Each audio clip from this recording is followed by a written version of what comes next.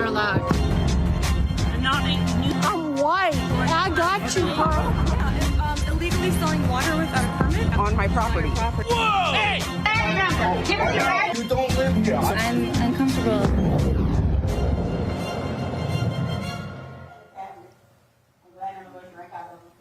Okay, I'm going to say this right now, and this applies to anybody who is white and anybody who is black. Sometimes it's some shit you don't need to say or admit to publicly. Well, y'all, Ellen Pompeo, the star of Grey's Anatomy, she plays Meredith. Well, Ellen decided to share with everybody the story of how she put Denzel Washington in his place. Now, I need y'all to understand something. It didn't go well when Katie Couric brought up something that Denzel, how he supposedly treated her a few years ago. That ain't go too well for Katie. Katie was even hot with me. She sent me an email and wanted to talk to me. I said, let's talk. She never called me back. Katie, what's up? You got my number? I got your number. So, but that's fine. That's fine. That's neither here nor there. Well, Lil Ellen tells this story of when Denzel was directing an episode of Grey's Anatomy, and she said that the other actor improvised, so she decided to improvise and then jumped on the actor, started telling him how he should be performing, and then Denzel said, hold up, you ain't the director? And she was like, who the hell are you? This is my show. She said, and she was like, Denzel came at... Motherfucker. That's what she said. Wait, what? She said, listen, motherfucker, quote, this is my show. She admitted to this, to Denzel Washington. Sorry, Roland, but you had to say that part. Right. Well, I know you really wanted to say it. No, I know. I mean, I can say it, but I know you really wanted to say it. No, so she was like, "Yeah, yo, this mine." She actually decided to tell the story. Black folks been lighting her ass up for the last 24 hours. It ain't. She probably gonna come out with an apology, because I just need y'all to understand. You cannot talk trash about Jesus, Dr. King, Aretha Franklin. That's right. Idris and Denzel. Or You Patty, can't. Miss Patty. I'm just saying, you can't. You can't. You cannot do that. It is not going to end well for you when you do that. Ellen, keep some shit to yourself. And when you drunk with your friends, share that story when nobody got a camera on. But, yo, Risha, they been on home. And look, it don't, and Ellen, just because your husband black. We don't care. You can't. You girl just Wait, not Denzel. when did this happen, yo? She shared the story yesterday. So here's another issue that I have with it, because her whole point of this story was to put it out there that Denzel, quote unquote, went nuts on me. But then you proceed to tell us how you lost your crazy ass mind on the Denzel Washington. And see, that's the problem that I be having with white women, because the story get flipped. And in this case, you told us that you were already sitting up there lying. Denzel did not flip on you. We know good and damn well ain't no black man gonna flip on a white woman on set, especially not anybody of Denzel Washington's caliber. He know better than to get crazy with some white woman who is a star of the show. Now, you gotta admit she's a star of the show. But how in the hell did you, saying listen, motherfucker, to Denzel Washington become Denzel Washington? In fact, no. This is, hold on. I'm going to quote. She said, this is what she said. Denzel went ham on my ass. He was like, I'm the director. Don't you tell him what to do. And I was like, listen, motherfucker, this is my show. This is my set. Who are you telling? Like, you barely know what a bathroom is. And I have the utmost respect for him as an actor, as a director, as everything. But like, yo, we went at it one day. First of all, ain't your goddamn show. It was Shonda's show. Right. Ain't your damn set. It was Shonda's set. Dr. Hill, I don't know what's up with these white women thinking they can just say some stuff. So they giving Ellen the business. And you say that she got a melanin husband.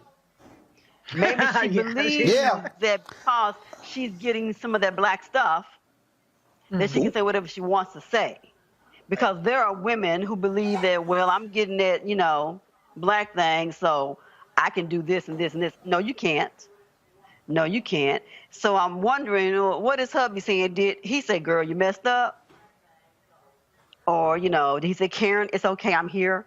You know, that may have a lot to do with her attitude, believing that, you know, she can say what she wants to say. We have to look at the why of it. What is the psychological profile for her to feel that she can say that? And would she have said it if she wasn't getting that black stuff? I'm just saying. See, Greg, this is how the conversation should have went down. This is how the conversation should have went down when Ellen came home. Okay. Her husband should have been sitting at the dining room table with a cup of black coffee. And he should have been sitting there waiting. And when she came home and said, hey, honey, how you doing? He should have said, sit your ass down. He should have said, now, baby, let me explain something to you. Now, I love you. And you my wife. But your ass ain't gonna have me going up against Denzel Washington and all of Denzel's fans. Now he can say, now look, now I know you married to me being a black man, but it's some stuff you don't say to a other black man that you think you can say. Cause I'm just letting you know right now, you ain't got those privileges to say that nonsense. And then you're going to demean by saying he didn't even know where the bathroom is? No, boo, that ain't how this works. So I'm going to need you to walk that shit back, because we clearly ain't going to ever be able to go back to the NAACP Image Awards. We ain't going to get invited to no black cookouts. Now, you done messed my shit up, because I can't go nowhere black with your ass, because your ignorant ass decided to tell the story publicly about how you called Denzel Washington a motherfucker. Right. Are we clear, honey? Right. That's right. Now go and cook me some grits. I'm sorry. Greg, go ahead. I'm sorry. No, but you know, but that's interesting. I mean, I was bemused at first, and then of course, I guess reading there from the article that you showed, when his wife came on set, she repeated the story and said, I had to get after him. And so, you know, as a theater major undergrad, I understand the way that actors behave when it's just actors around. Because again, this wasn't a closed set, and it wasn't just her and him. There were other people around. The fact that this story didn't get out may mean in that context, it's just, you know, man, they talking crazy. And as you said, Denzel know how to move through the world, like you said, Reese. That having been said, I was sitting here trying to substitute untouchable white icons for Denzel. And I'm wondering if Paulette Washington, who was an actress, had been on set and called Tom Hanks directing that, a motherfucker, whether or not Tom Hanks would have responded. And then if Tom Hanks' wife would have, the actress would have come on set and repeated that. I'm wondering, I'm saying the license that people think they have with black people, that's one thing. But I think all of that is speculation. Here's the issue she faces, and you just nailed it, of course. It's what we're talking about. Denzel Washington is an untouchable for us. So whereas in your little bubble of acting world, you think it's okay to use the salty language and back and forth, this ain't Isaiah Washington 10 years ago. This Denzel, which means even if it's a misunderstanding, you think it's a cute actor story, you're done. Now, I don't watch any of those shows anyway that came out of Shonda World because, you know, I just got my own. At some point, you got to draw a line in terms of minstrelsy, but as far as I'm concerned. But that having been said, this ain't Isaiah. And I know you think all black men are the same, including your husband. And brother, you better sit her down and tell her that regardless of what happened, black folk draw the line. So she can't walk that back. There's no apology she can make. She already done said it, and she bragged about it. So there's really nothing she can do. Yeah, well, I'm just saying, and with regards to that hypothetical you mentioned, I'll send Paulette a text and I'll ask her if she would do that. I'll let you know what she say about that, because you know I already sent I already sent her a text. Cause just so y'all know, see, sometimes when you're a smart journalist, you always get to know the wife. Yes. Because see, that way it's like, look at here, I need to get somebody, call the wife. So that's why y'all understand, part of my success is mamas and wives love Uncle Roro. And mamas and wives tell their husbands and children what to do and what to watch. And so that's how I roll. It's time to be smart. Roland Martin's doing this every day. Oh, no punches! Thank you, Roland Martin, for always giving voice to the issues. Look for Roland Martin in the whirlwind, to quote Marcus Garvey again. The video looks phenomenal, so I'm really excited to see it on my big screen. Support this man, Black Media. He makes sure that our stories are told. See, there's a difference between Black Star Network and Black-owned media and something like CNN. I got to defer to the brilliance of Dr. Carr and to the brilliance of the Black Star Network. I am rolling with Roland all the way. Honored to be on a show that you own. A black man owns the show. Folks, Black Star Network is here. I'm real revolutionary right now. Roland was amazing on that. Hey, Black, I love y'all. I can't commend you enough about this platform that you've created for us to be able to share who we are, what we're doing in the world, and the impact that we're having. Let's be smart. Bring your eyeballs home. You can't be black-owned media and be scared. You dig?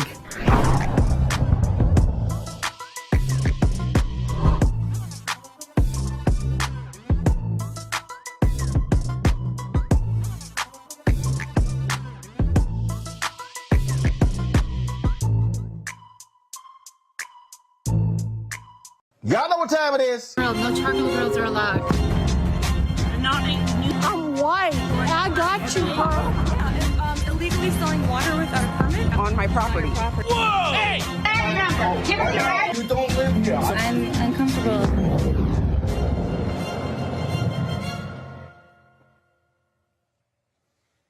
Well, you know, you got black folks walking their dogs and they traveling, just minding their own business, just being black. And then you always have the dog park Debbie who decides to open her damn mouth. Well, this took place in Brooklyn, in the neighborhood in Williamsburg, where this white woman told a black couple to stay in your neighborhood. Well, one of the people who she was harassing is the brother Frederick Joseph. Who is he? The author of the book, The Black Friend, on being a better white person. Now, the woman has not been identified, but her ass has been fired by her company because guess what? Derek Anderson, the CEO of Bevy, believed to be her employer, took the swift action, apologizing to the couple, and then announced on Twitter yesterday an employee engaged in behavior contrary to our values and has been terminated. Reese, I keep saying every black person, when one of these white folks get fired, 50 black people should be flooding that office with application. Take their job.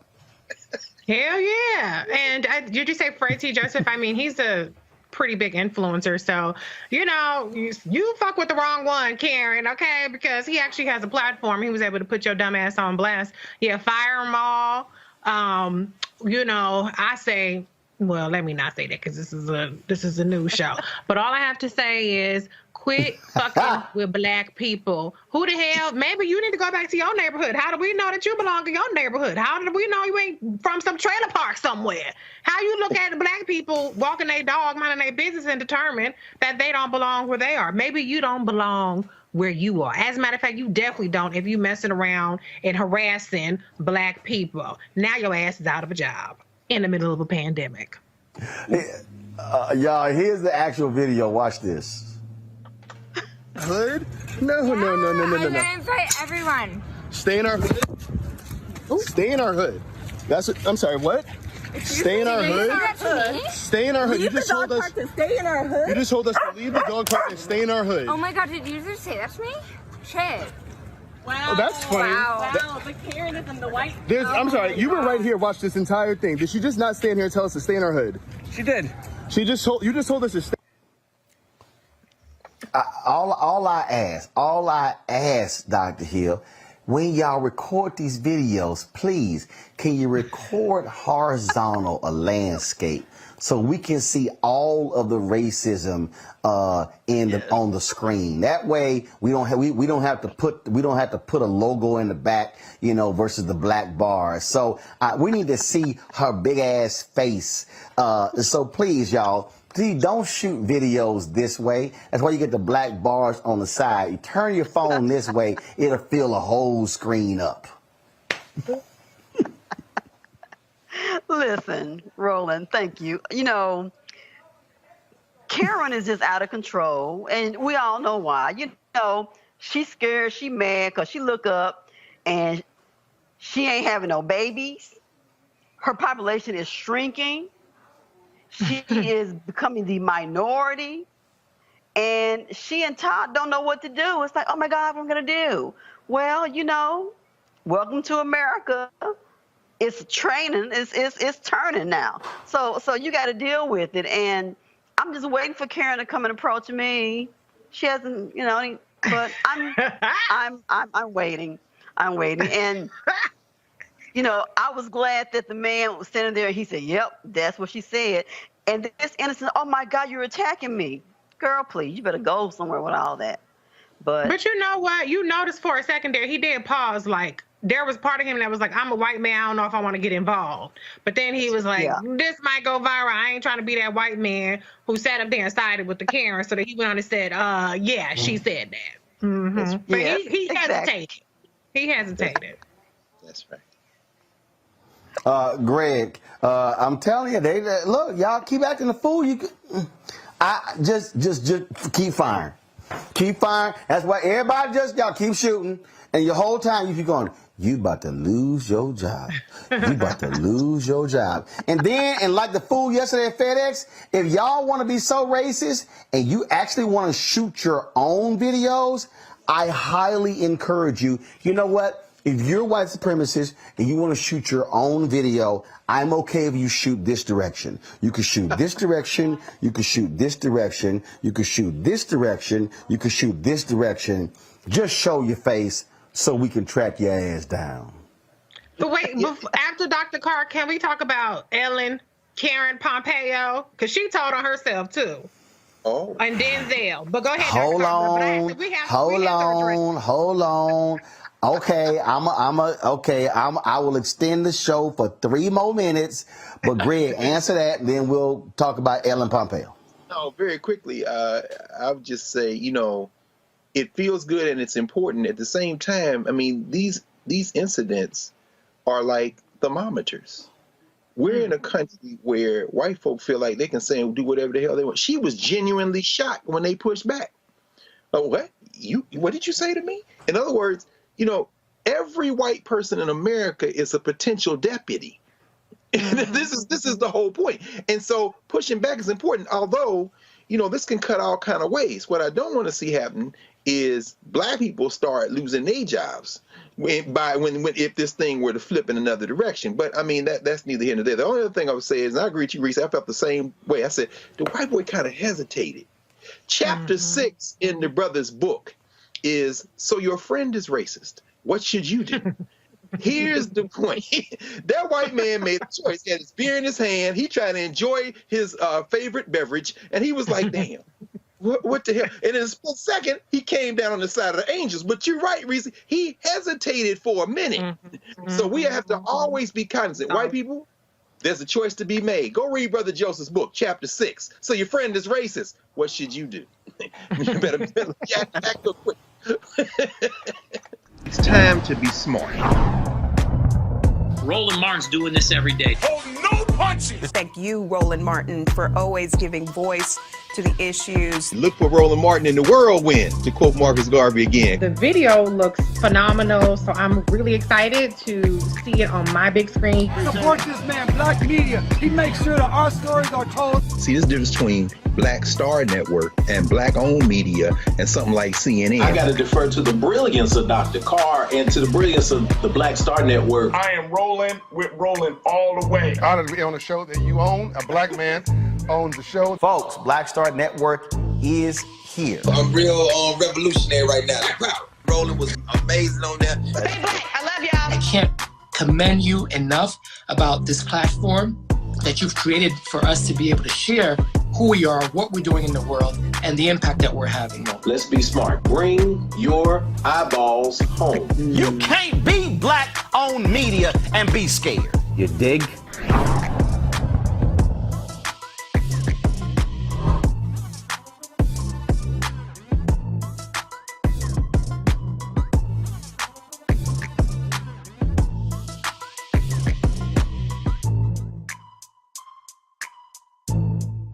Over the weekend, of course, you had Senator Tim Scott, who was on Face the Nation, and he was blaming Democrats for the George Floyd Justice Act not passing, saying that it didn't pass because they wanted to defund the police. Let's just be real clear. Tim Scott is lying. The bottom line is that, and we had Congresswoman Karen Bass on the show. She shared with us all that they were trying to do, all that they did, all of the different ways that they were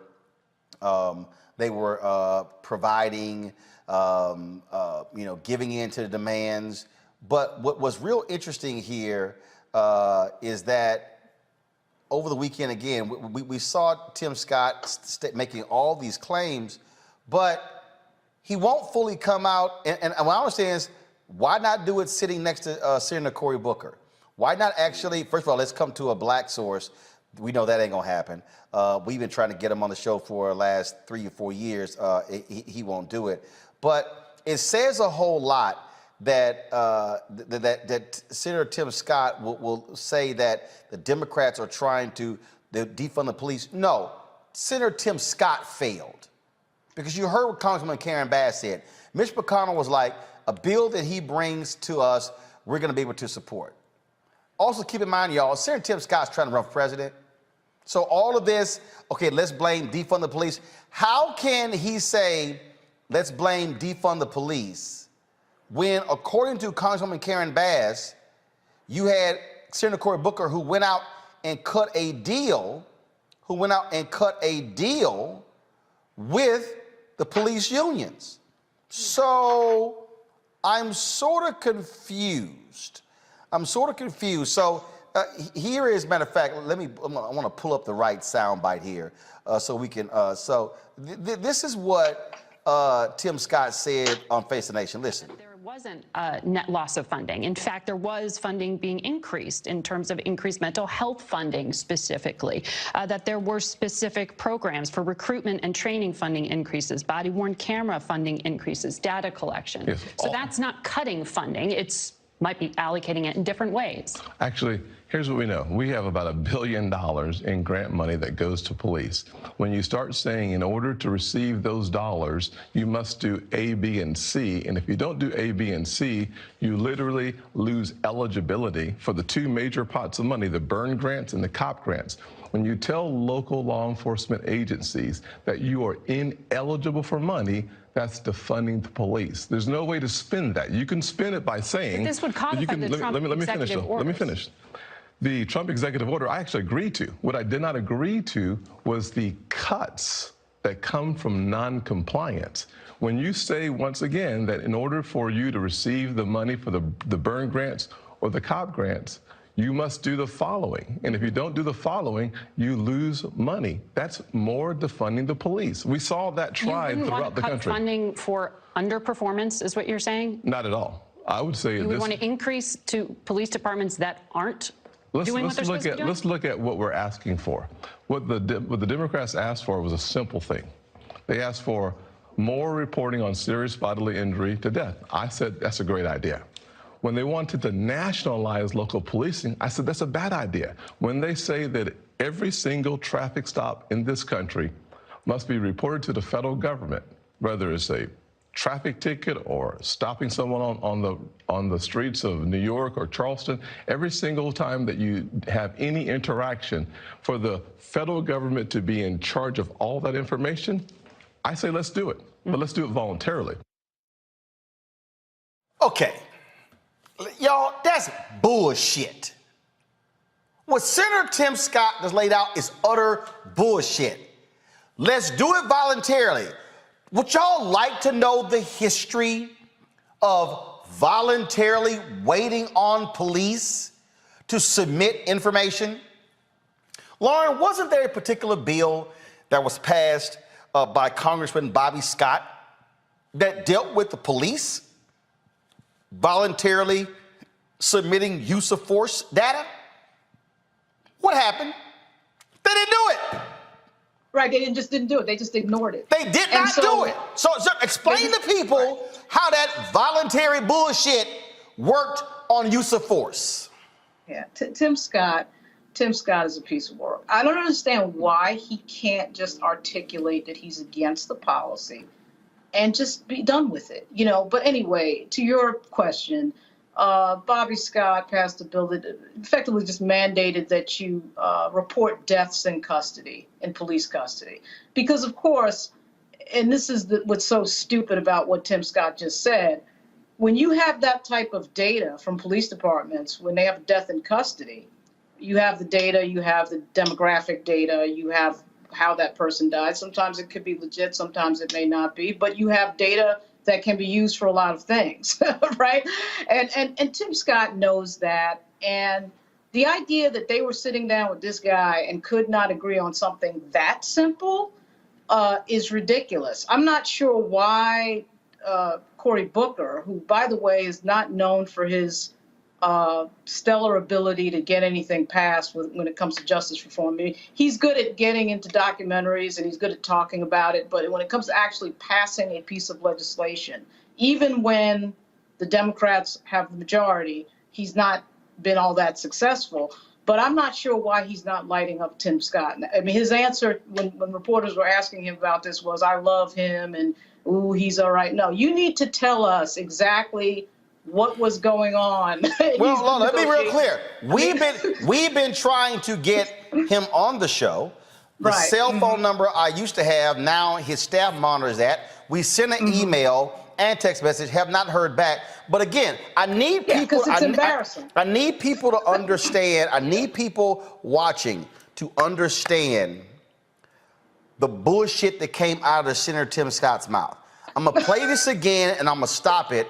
And I'm going to give y'all a prime example of how what he said, his own state of South Carolina actually did. Listen to this. I would say that there wasn't a net loss of funding. In fact, there was funding being increased in terms of increased mental health funding specifically, that there were specific programs for recruitment and training funding increases, body-worn camera funding increases, data collection. Yes. So that's not cutting funding. It's might be allocating it in different ways. Actually, here's what we know. We have about $1 billion in grant money that goes to police.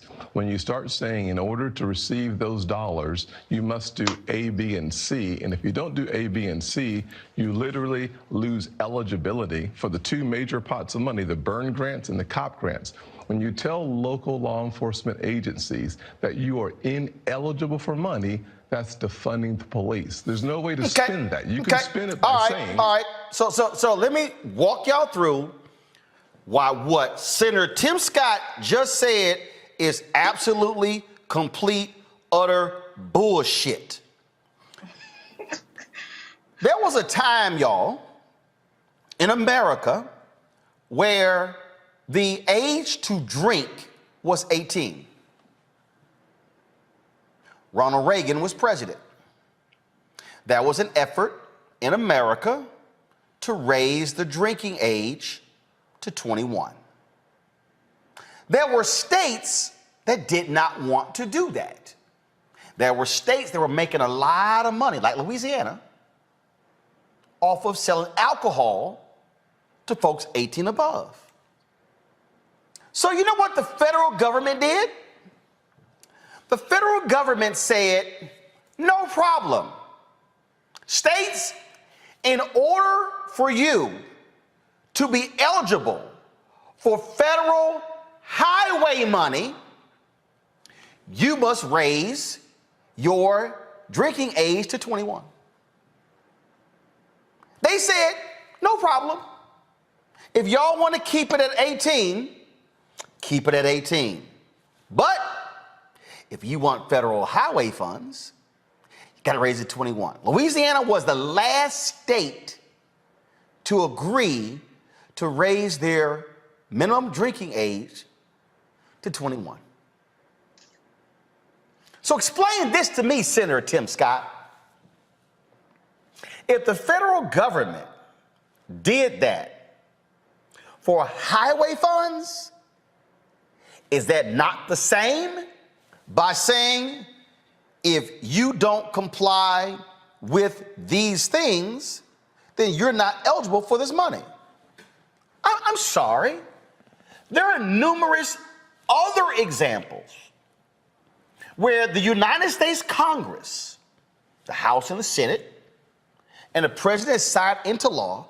There are numerous other examples where the federal government has said, states, in order for you to be eligible for these federal funds, you must do ABC. So I need Senator Tim Scott to explain to me the difference. This is why I'm calling bullshit on what he said, because he's lying. What he does not want to own up to is Senator Tim Scott wants to kiss the ass of the police. Senator Tim Scott didn't have the, and I don't want to hear all that crap, oh, how you've been racially profiled. But damn it, that's why they're asking for the data. They're asking for the data, Tim, because they're tired of law enforcement lying. Why is the data important? And why is the racial designation of the data important? Because then all of a sudden, when they start showing, black people are getting stopped at a 78% higher rate for traffic violations than white people, but black people only comprise a certain percentage of the city. Just hold on. Art Acevedo.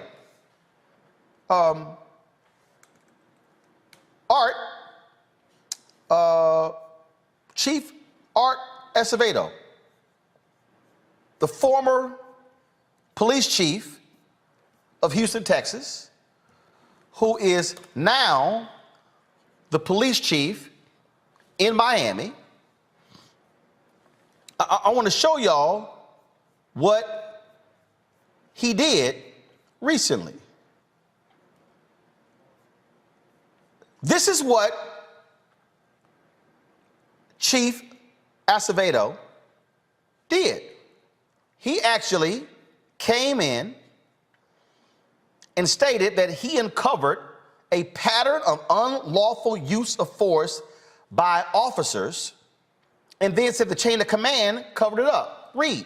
This is what he wrote.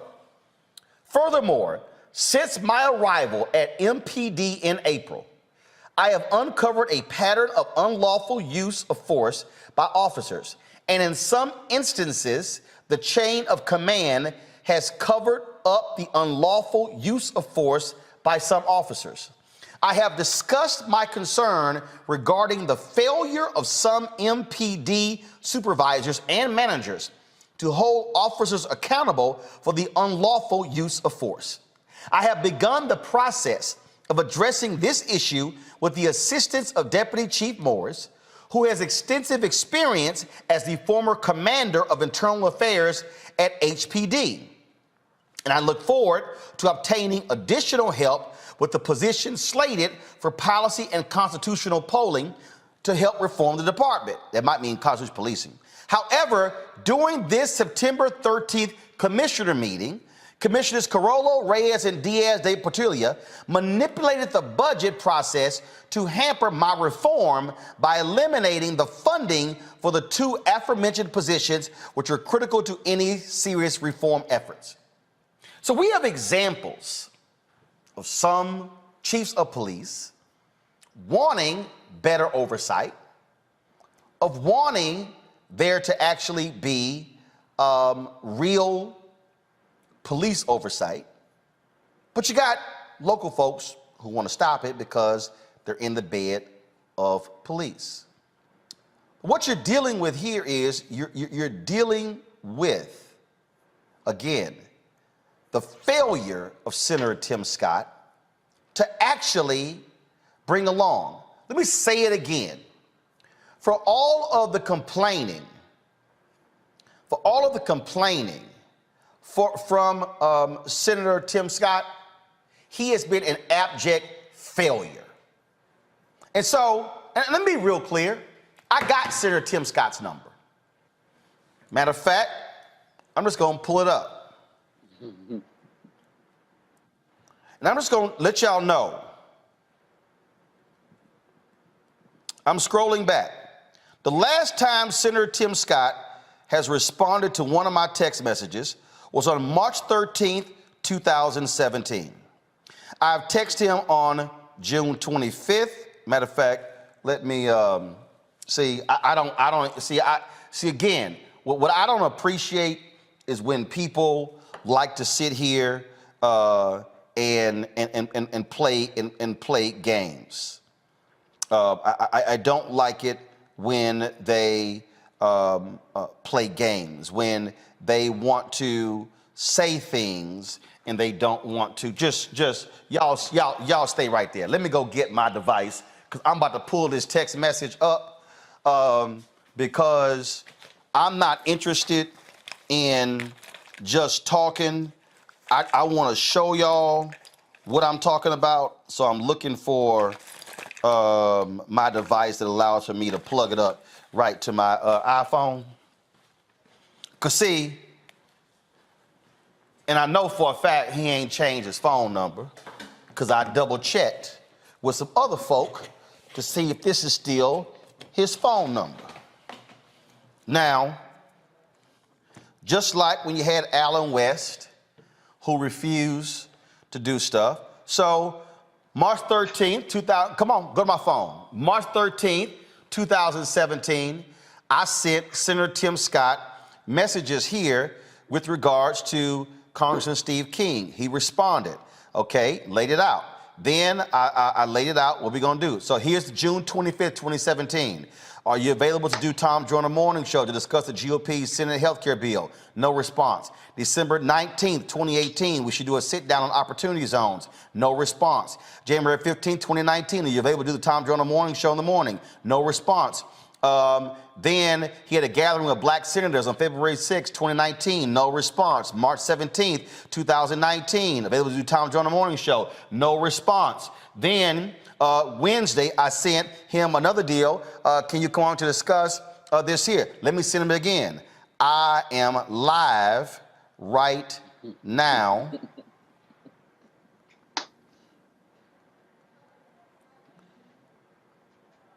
You know what? I'm going to actually do one better. Come back to me. Come back to me. Come back to me. Senator Tim Scott, I'm live on my show right now. We're talking about the failure of the Senate to pass the George Floyd Justice Act. Hit me up, call me back, call me or text me so you could come on the show to explain to our audience, African-American audience, why this failed. I saw you on Face the Nation. I saw all the responses, but I got a whole bunch of other questions. So for instance, I got a whole lot of other questions I need you to answer because frankly, what I'm hearing is not, I'm not feeling that. So hit me back. This is my number. You text me back, have your people. And if you want to sit down for the full hour, we can do it. In studio, not in studio. You want to sit down for the full 2 hours, we can do that as well. But let's have a real conversation about why this George Floyd Justice Act failed when you and Senator Lindsey Graham promised that y'all were going to actually get this thing done to the George Floyd family. Send. See, it'll never happen. See, I told y'all I don't play these games. What Senator Tim Scott walked through, now I want y'all to listen, I want y'all to listen to this one. Listen, watch this. Hold up, let me plug it back. Let me plug it back up, because I want to play this other sound bite. And see, this is why, I know you're fine. You can go talk to Margaret Brennan all you want to on Face the Nation, but she ain't going to ask the questions I'm going to ask you. Listen to this. Senator Cory Booker, who was your partner in this. Yes. I mean, this started under the Trump administration and continued under the Biden administration. Exactly. When Republicans in control went nowhere, Democrats in control, it's going nowhere. But both times, the folks that left the table were the Democrats. Let's just be clear that we have stayed at the table. We said simply this: I am not going to participate in reducing funding for the police after we saw major city after major city to fund the police. Many provisions in this bill that he wanted me to agree to limited or reduced funding for the police. That's a lose-lose proposition. When you reduce funding for police, you actually lose lives in the communities. Our approach was a win-win approach. We want the best wearing the badge, and we want the vulnerable protected. So when you tie funding losses in this legislation, you should expect an allergic reaction from me. Okay, so again, why that's nonsensical is because you already heard Brennan break it down where the money was going to be shifted. That's not defunding the police. You cannot say, if I give you X amount of dollars and a portion is going to go here and here, you're still getting it. You're literally still getting the money. But what Senator Tim Scott is really saying is, no, we don't want the money to go to mental health. Even though police have said that they are bothered having to do these mental health calls because they're not equipped for it. But see, we don't want to deal with that. Yeah, some of the unions are for it. Yeah. And so some of the unions were for what they were talking about, and Scott stopped it. You know, the other thing that comes to mind, of course, is Walter Scott, who was shot in the back, what was it, 5 or 6 times a few years ago, and Lindsey Graham and Senator Tim Scott got all emotional about it, and we've got to do something about police brutality, and then nothing happened. I actually think the real question here, too, is why are they talking to Tim Scott? You're in control of Congress and the White House. Why are you talking to people and negotiating? Easy, because hold on. While we were on the air, to your point, Senate Republicans blocked the increase in the debt limit, and the same thing because they're like, it's on y'all. You pass what you can pass with the majority, and what you can't pass, you can't pass. No, but here's my whole point. What you need 60 votes for, you need 60 votes for. Hold up. Do you need 60 votes? Wait a minute. Do you need 60 votes for the George Floyd Justice Act, or is the real problem you got Manchin and Sinema, who they refuse to put real pressure on to submit to breaking the filibuster? Absolutely, and that is the ultimate problem. But there are typically other vehicles of legislation, of course, that pass that you can insert language into. And there's no reason why George Floyd can't be one of those packages you insert into something that's maybe a 50-vote margin vote. That you know, you have to make a deal another way. But why Cory Booker and these people think that they're going to get anywhere with Mitch McConnell and Tim Scott on justice reform? That is fantasy world. It's absolute fantasy. Hey, Juliana, is what I said to Congresswoman Karen Bass. I had absolutely no faith, zero, nada. That's right. None. That Senator Tim Scott and Lindsey Graham were going to be able to bring over 8 other Republicans. I had none. And you're absolutely right to have none. I mean, many of us believe that faith works, but it don't work this time. What we've got going on here is basically Republicans, they don't care about public policy. They don't care about people. They care about winning. And that's all they care about. And so when you see someone like a Mitt Romney, who knows better? I mean, I could call out the name of 10 Republican senators who know better, but they're not going to do better because they don't have to. They're not going to do better because this is a story of how essentially Republicans and them Trumpies have essentially taken over the Republican Party seat and made decency a marginal value.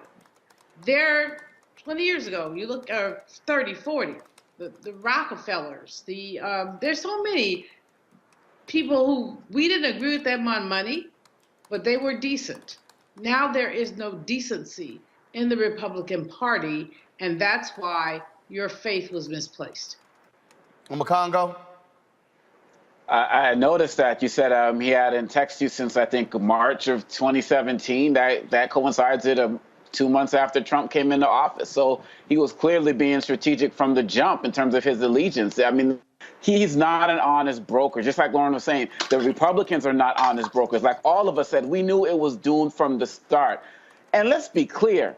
Money is not given to anybody without any types of stipulations. I mean, Dean Malveaux knows this. You get college scholarship there, you get a bad grade, you lose the money. So he's sitting there talking to Brennan, and Brennan is saying twice, you are fine with underperforming departments still getting money? And he says yes. And then on top of that, in the next clip, he says he wants the best officers. They want these guys to continue to operate with impunity. And when he talks about this defunding the police, the Republicans did everything they can to block everything that Biden has done that would actually give more money to the police and give more money to the communities that they serve so that they wouldn't have to be called and come out and have to, like you said, be the social worker, be the mental health worker, and they block that. So just because in this society we are not able to think critically, we got these trigger words, and whenever we hear something like defund the police or woke or critical race theory or whatever, we immediately go into our silos. He's using that, and he's going to use that all the way into a presidential campaign. I'm glad you are exposing this,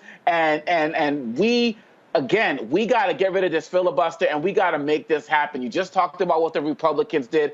They are masters at minority rule. And they are doing the Democrats right now. It's ridiculous. Look, this is a tweet right here. Listen to this. This guy, Will Selden. 3 times in this interview, Senator Tim Scott defines conditional grants to police departments, offering to give them money if they comply with rules such as banning chokeholds as defunding the police. The phrase defunding the police has lost all meaning. Yeah, well, see, that's why he won't come on your show, Roland, because you are going to ask him detailed questions about what that burn grant money goes to, which, by the way, is usually things like body-worn cameras, police equipment. So as the interviewer on CBS said, even though she didn't conduct a particularly good interview, she made the point, he's not talking about a net loss of money. He's talking, of course, about the stipulations required under the burn grant program, which has been around forever. This is not new. So he threw that defund police out there just as a hot button thing when that's not what happened. because as you already brought up, he's lying. He can't withstand that type of questioning from a Roland Martin. Like, you're not going to get away with that in an interview with Roland Martin. You're not. You're not going to be able to bullshit your way through that conversation. So what it requires is for somebody to walk up to him physically, which I'm going to try to do tomorrow on Capitol Hill, and ask him. I mean, you can't. I'm sure that reporters have probably already tried to do this, but it's an in-person conversation. There's no doubt about it, and he knows exactly what he's doing. It's a PR game. Mm-hmm. But you know, I think that when you look at it, he wouldn't give Roland the interview because Roland would roast his chestnuts on open fire. But even more than that, he is unwilling to be accountable. So he's Mr. Bojangles. I mean, he plays the game. He's black. He's down. He's been profiled. You know, and at the same time, what he's doing is he is essentially blocking progress. Which why not just say you disagree with the policy? So what's new about that? Because he wants to be reelected in South Carolina, which is about a third black. And if they ever saw his true colors, black folks would be running from him. He wants to be, as Roland said earlier, he would love to run for president of the United States. And in order to do that, he has some Bojangles around the white people who he will depend on. We need to know who supports him. In other words, who gives him? First of all, we already know who supports him. We already know who gives him money. Okay, it's established. It's the same as the other Republicans. But here's the deal. What I cannot tolerate is the bullshit fucking lying. I can't tolerate that. Look, okay, this is not hard, y'all. And this is very simple.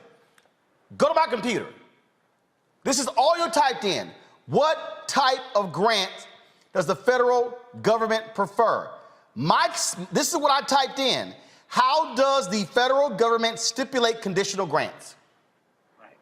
Listen to what I just told y'all. All I typed in was how does the federal government stipulate conditional grants, which is what Senator Tim Scott was whining about in that clip on Face the Nation. Okay, look, the Congressional Research Service informing the legislative debate since 1914.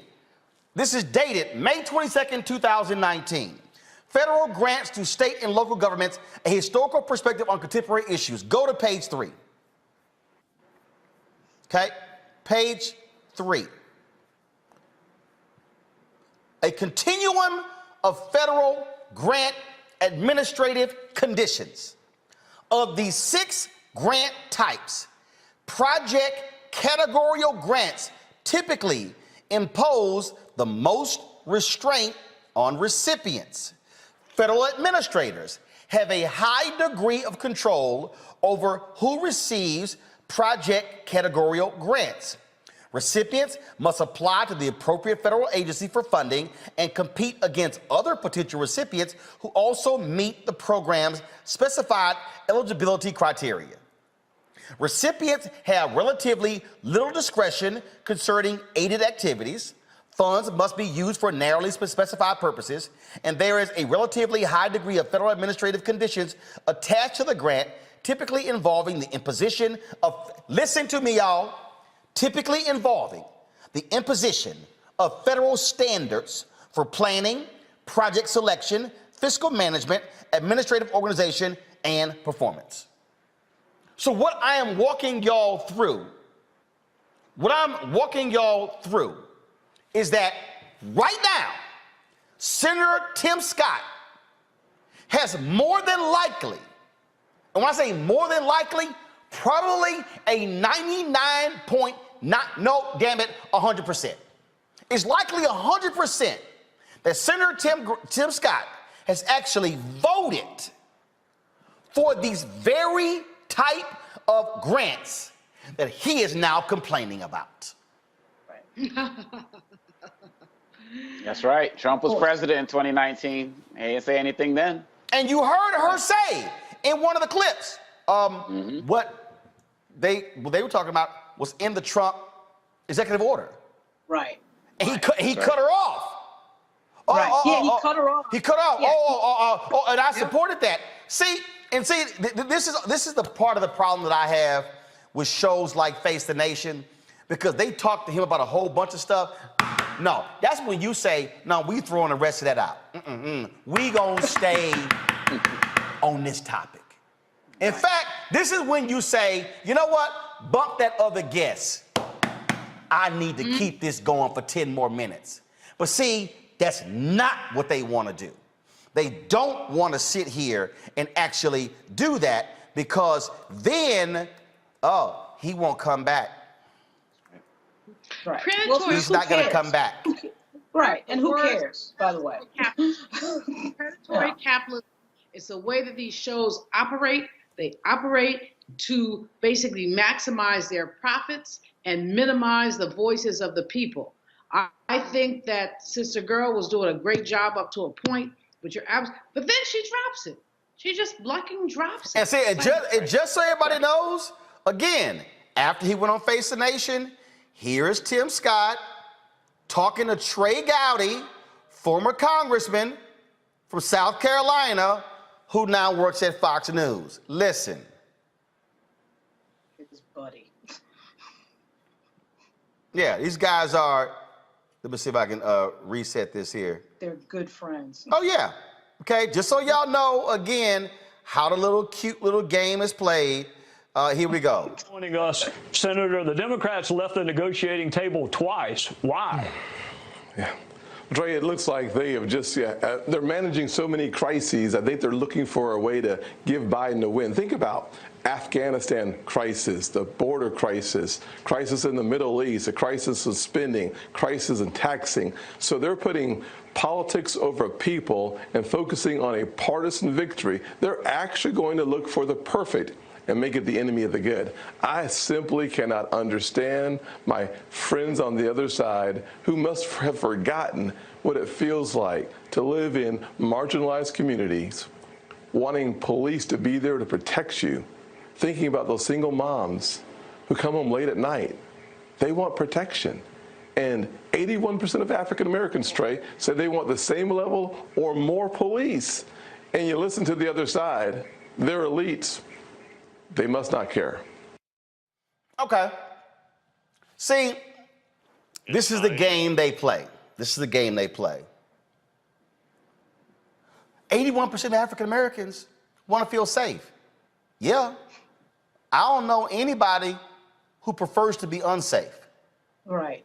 But what Senator Tim Scott did not mention on Fox News is the damn near $1 billion local governments have paid out in police abuse cases. What you hear Senator Tim Scott did not mention was the 2 cases we showed y'all of canine dogs attacking 2 black men. What he didn't mention is Laquan McDonald's case in Chicago, where the cops lied about the shooting and Van Dyke was convicted. He didn't mention the cop in Florida who's in prison for shooting a brother who was in the choir. The cop was driving an unmarked van and walked up on the brother and damn near immediately started shooting. See, he ain't mentioned none of those cases. See, what Senator Tim Scott will never say to Fox News and own up to is black people want to feel safe in their communities. What they don't want are being beaten by cops, being lied on by cops. That's what they don't want. But I guess he overlooks those marginalized voices. No, that's right, of course. I mean, this is the game. His game is all about making sure that nobody is in a position to ask him questions for more than, 2 or 3 minutes, because it can't withstand, this routine cannot withstand 3 or 4 minutes of specific questions. And he knows that. This is the PR game. And that's why I don't know why the big charade. If it was any other senator, if it was Jim Inhofe or some conservative Republican, they would have said, look, I'm not for this. I don't want to change anything about policing. I'm not in favor of the George Floyd Act, so I don't want to talk about it. So why did we just go through this big charade? Why did Tim Scott why did he want to appear as if he was interested? For what? But Laura, I mean, that he would wants be relevant. He wants Black people to think well of him. So it was a great optic for him to say he was going to do this and to sit with Karen Bass and to sit with the others. It was a great optic. But he never in his entire lifetime, planned to move any closer to Bass and the others around the George Floyd Transparency in Policing Act. What he did. The flip side of this too. The flip side is, Congresswoman Bass and Senator Booker should have called a press conference and lit his ass up right after this happened. That we found out that the talks had broken off, because this whole kumbaya, this whole routine that they're doing of not specifically bringing up the dysfunction and the fact that the Republican Party is not interested in serious policy, in serious federal policy, that needs to be pointed out as much as possible. Okay, so here's the deal. Here's Senator Cory Booker, on Meet the Press, and I saw him earlier. That was an interview when he was on Black News Channel. Senator Cory Booker, I need you to, and I already sent him a DM saying I need you to have your staff return some phone calls, because I've been trying to call you because you changed your cell phone number, and maybe I should call the girlfriend, Rosario Dawson, to get a message to him, like, yo, can you call a brother? No, because bottom line is here, we were out there. We were dealing with it. So this is what he told Chuck Todd, and I appreciate them going to all these mainstream folks, but come talk to Black people where people actually watch the show. Listen to this. Want to let you go without asking about your take on why police reform didn't come to fruition. Here's what Tim Scott said. He said Democrats said no because they could not let go of their push to defund our law enforcement. Is that correct? No. Again, why are we descending into partisan name-calling or partisan corners? These are two guys that sat down, that worked very hard over 9 months, got the FOP to endorse a compromise bill. Stop right there. See, all right. Scott's wearing your ass out, controlling the narrative. See, let me go. See, let me walk the audience through, because Lauren mentioned it. I need y'all to understand what's really going on here. Senator Tim Scott, whole deal is, how can we control the narrative? Right. Boom, he throws it out. Defund. We defund it out. Senator Cory Booker, why do we have to sit here and use names? Bruh! Recognize what they're doing. Let me go back. I never imagined we would get FOP leadership to come on board. The International Association of Chiefs of Police, who said, yes, our profession's in trouble. Right. The families were with what we were proposing. It didn't work. Why do you think Senator Scott's using this language, though? Because you've been very diplomatic. He's not being as diplomatic. Why? I love him. I send him grace all the time. He is a friend of mine. The reality is I've gotten big things done in this town, in this space, with Lindsey Graham and Chuck Grassley and Donald Trump. We got big things done to cut. Do you think McConnell didn't want him to cut this deal? Do you think there were others above him that was basically like, do the best you can, but? I promised the families we're going to get something done. I'm still at work. I'm not throwing accusations at either side. I do think this town has got to learn, all of us, that to try to play the singularly blame game. Right. I accept responsibility. We didn't get it done. I haven't stopped working. We need to lift the frequency of this town, especially on issues like this, that all of America knows. Biggest demonstrations in this country's history for change. They want change from the federal level. It's quite notable, though, that you're not going politics here. Senator Scott is. Just saying. Again, I've learned a lot over the last 8 years, and that's not the way to get things done in the long run. And the families deserve. We're going to still see videotapes of unarmed African Americans being killed. We've had tragedies in this country we've all witnessed. We've got to start getting things done. And the wonderful thing about it is police leaders understand it as well. We've got to get back to the table eventually and get big things done. Wow. Let me tell y'all. Let me tell y'all something. Let me tell y'all something. You ain't my friend if on the other side of the room you telling everybody he ain't shit. But then when you come with me, hey buddy, no. Senator Tim Scott dragged Senator Cory Booker's ass. And this site, if y'all want a case study on how Democrats keep getting their asses handed to them, I just showed you. Exactly. This is why. You're absolutely right. What would tell you that he's wrong is Mitch McConnell. Mitch McConnell doesn't come to the table and talk about anything when he's in the majority. He does his thing. And until the Democratic Party understands that and realizes that you have to roll these people, they're not negotiating with you. They're playing PR games on Fox News. And they never figure, I don't know what it is about the Democratic Party. They never figure this out. And they learn this lesson of getting their ass kicked over and over and over again. The only one that really seems to understand what the heck is going on really is Pelosi. I mean, she just does her thing. She didn't care about what they're thinking and what they're saying. See, Omakongo, look, here's the deal. I don't know, Omakongo. I'm hopeful that ABC News will call me back to do This Week after I destroyed Chris Christie. It's a good show. It was the first time I was on in 20 months. It may be another 20 months. But here's my whole deal. I'm not going to sit here. There's a reason Fox News don't call me. Yep. There's a reason Bill Maher called me one time, October 2014, and he ain't going to pick that phone up again. Because, see, and I remember when I was at CNN, I remember one of the executives called my agent and he was like, well, when we have these debates, but he takes them so, it's just a debate. I'm like, no. I'm here to put your ass in a rhetorical body bag.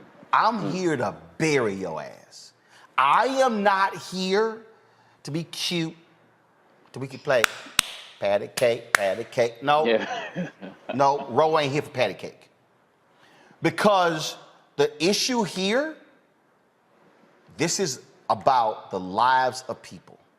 Right, life and death. And you gotta understand the other side, they ain't playing by no rules. They ain't playing nice. Scott just said you walked away from the table twice.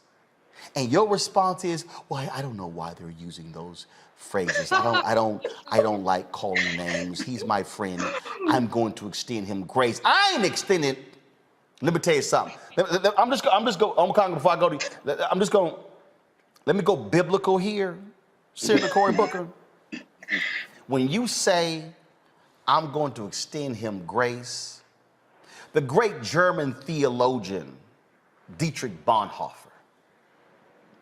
coined a phrase called cheap grace.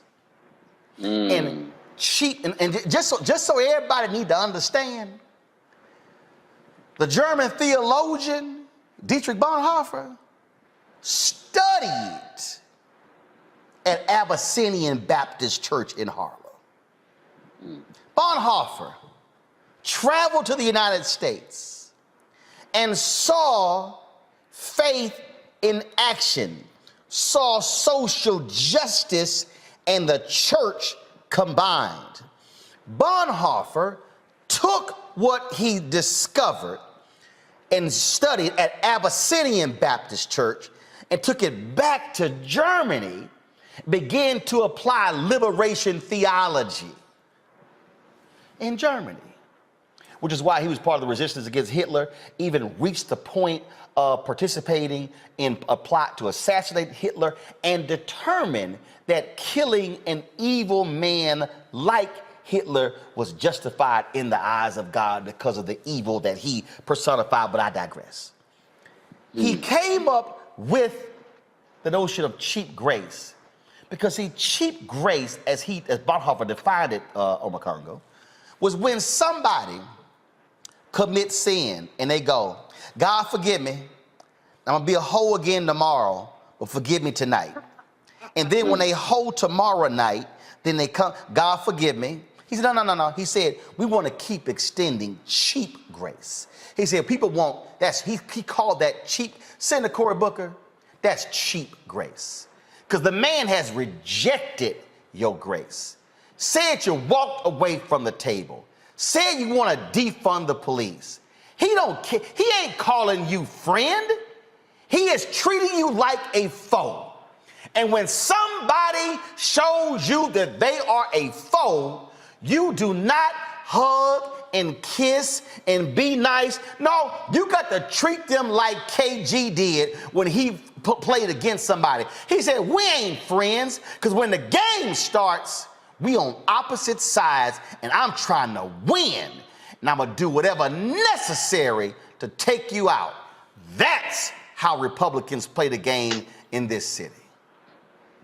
Period, bottom line. Period, bottom line. And not only did Senator Tim Scott say everything that you just mentioned, then he went further to call them all elitists, to talk about they forgot what it's like to live amongst the people. And Senator Booker is always talking about, I still live in the city. I still live amongst the people, so on and so he took that as well. And these guys, one of the things that we didn't mention is why Senator Scott is doing this and why McConnell and all of them doing that. They're running the clock as well. They are working to get as close to the midterms as possible, so they're going to delay all of this.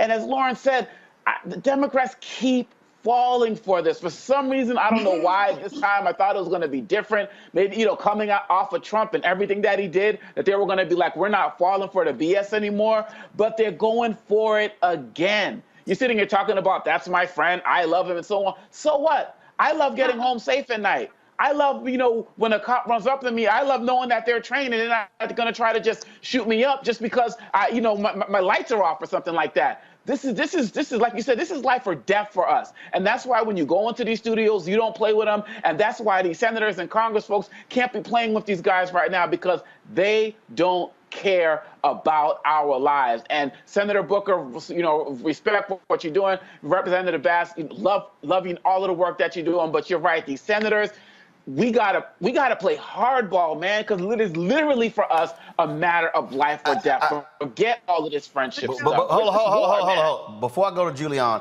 again, I'm just gonna give y'all a quick. Literally, we gonna close out in 3 minutes. But I just want. This is a 38-second clip. But y'all know I don't never like showing anything from CNN. But I'm gonna show y'all how not to respond to Republican attacks. Watch this. The bill that you were pushing was defunding the police. Again, it's unfortunate. You remember on this saga, we got the head of the FOP. Stop right there. Okay, let me go back. Here's the question. The bill that you were pushing was defunding the police. Boom. Come back. This is your response. Jake, that's a lie. And it's an offensive lie, as Senator Tim Scott knows it.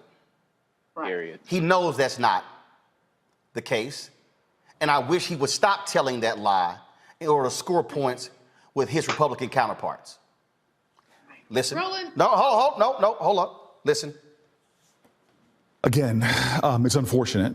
You remember on this saga, we got the head of the FOP, the director of FOP, IACP, these are some of the biggest unions and law enforcement agencies, to go with us on a lot of common sense reforms. And those folks don't want to defund the police. This is a bill that would have had millions of dollars for police to. Okay, hold on. So, fewer dollars though? Millions of dollars more. Additional dollars, because we want to help officers with mental health issues. Stop. Okay. All right. So this is how you say it. Jake, I met with the Fraternal Order Police. They agreed to this. I met with the International Police Association.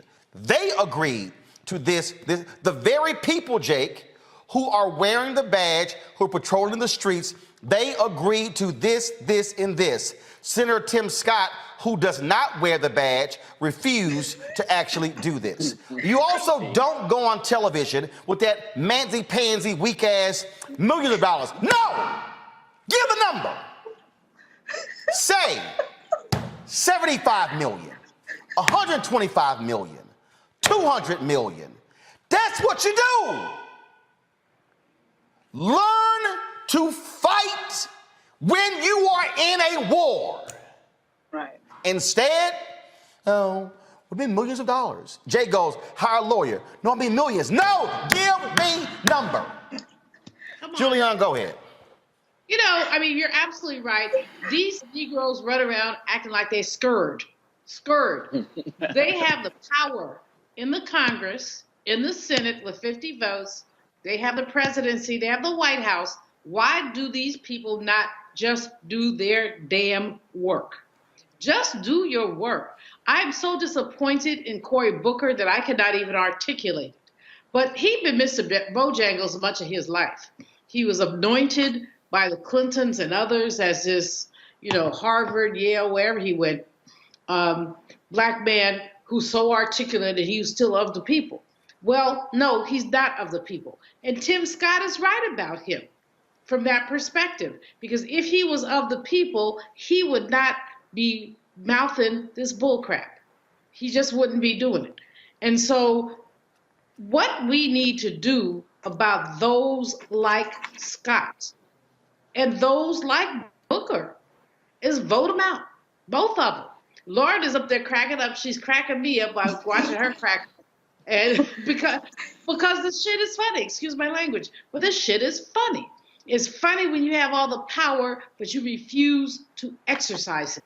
And what it does is to the detriment of our people. And the challenge then, though, is that these people come running back around us every 2 years, 4 years for elections, talking about vote for me because I'll set you free. No, you really won't. No, you really didn't. Folks, look, all I'm trying to say is this here. This is too serious to continue to play these games.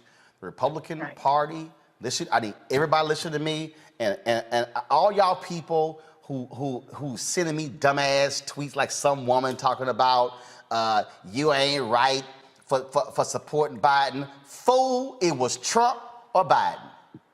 Come on. That's who the hell it was. Y'all can sit here and run around y'all want to. Here's what I know, and y'all need to listen to me clearly on. The Republican Party wants to take over the House and the Senate, and they want to win back the White House in 2024. They will not support any civil rights investigation in the Department of Justice.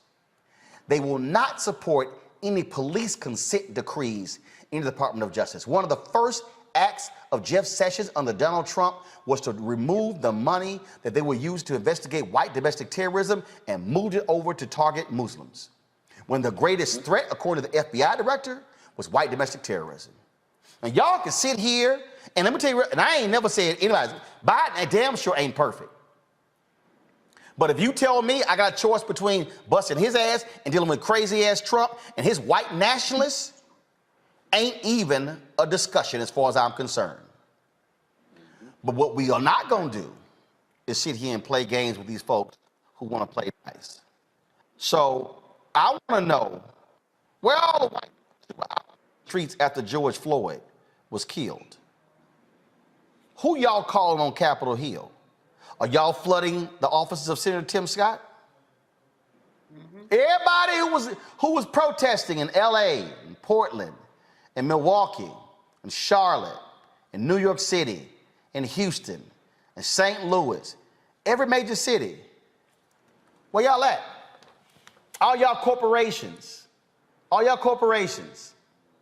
All y'all corporations.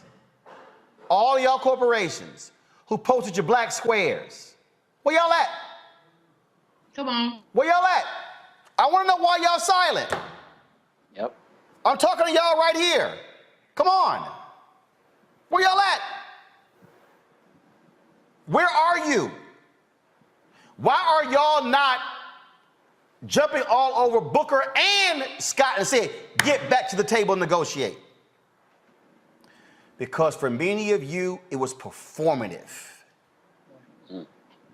For many of you, it was following the leader. Oh, everybody's talking about it. Yo, send out a George Floyd tweet.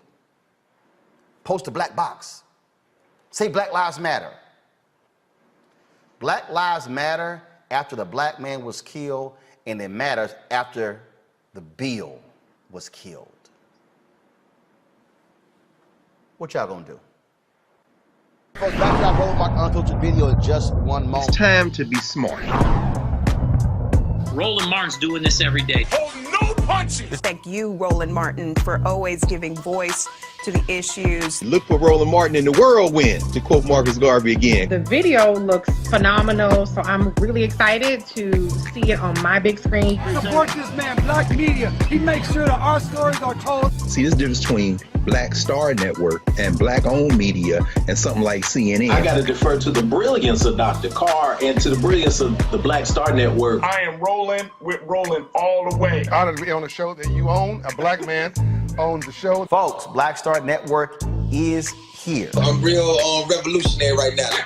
Roland was amazing on there. Stay black. I love y'all. I can't commend you enough about this platform that you've created for us to be able to share who we are, what we're doing in the world, and the impact that we're having. Let's be smart. Bring your eyeballs home. You can't be Black-owned media and be scared. You dig?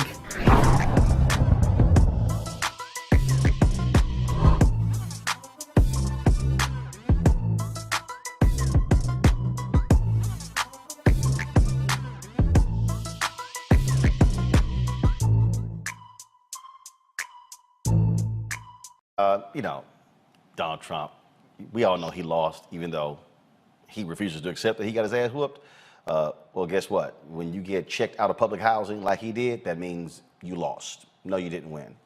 And he keeps losing. They lost in court numerous times when it came to, again, his lying claims about him winning the election and it being rigged. It wasn't. It was a lie. It was a big-ass lie. Now he loses again. And remember all the names that he called his former aide, Omarosa Manigault-Newman? Well, this whole issue about this non-disclosure agreement. So he required all of the people working on this campaign to sign NDAs. The fool even had the people in the White House sign NDAs. Y'all, they're taxpayer funded. You can't do that. So they went to arbitration. Well, the arbitrator agreed with Omarosa with her argument that the non-disclosure agreement she signed while working for Trump's 2016 campaign is invalid under New York contract law.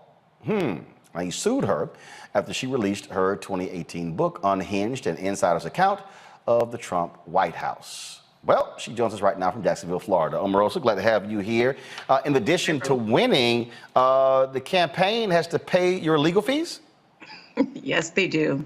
They have to pay my legal fees and all costs as well. So it's quite a victory, but also a victory for all the other staffers who have been gagged and who have been silenced and not able to share what they've experienced during their time in the White House or on his campaign. So because this arbitrator's ruling, so if anyone else who signed, again, NDAs with the campaign, are they now free to talk, or could he just try to sue them and then force all of them to go to an individual arbitrator as well? Yes, certainly.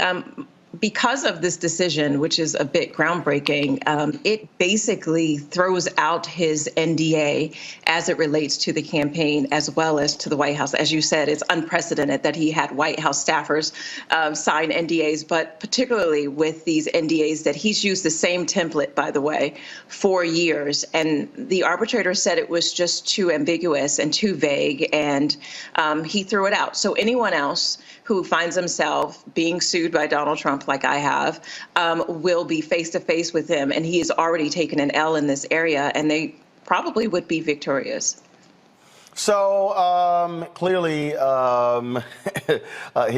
his camp not particularly happy that he lost, and he called you all sorts of names after your book came out.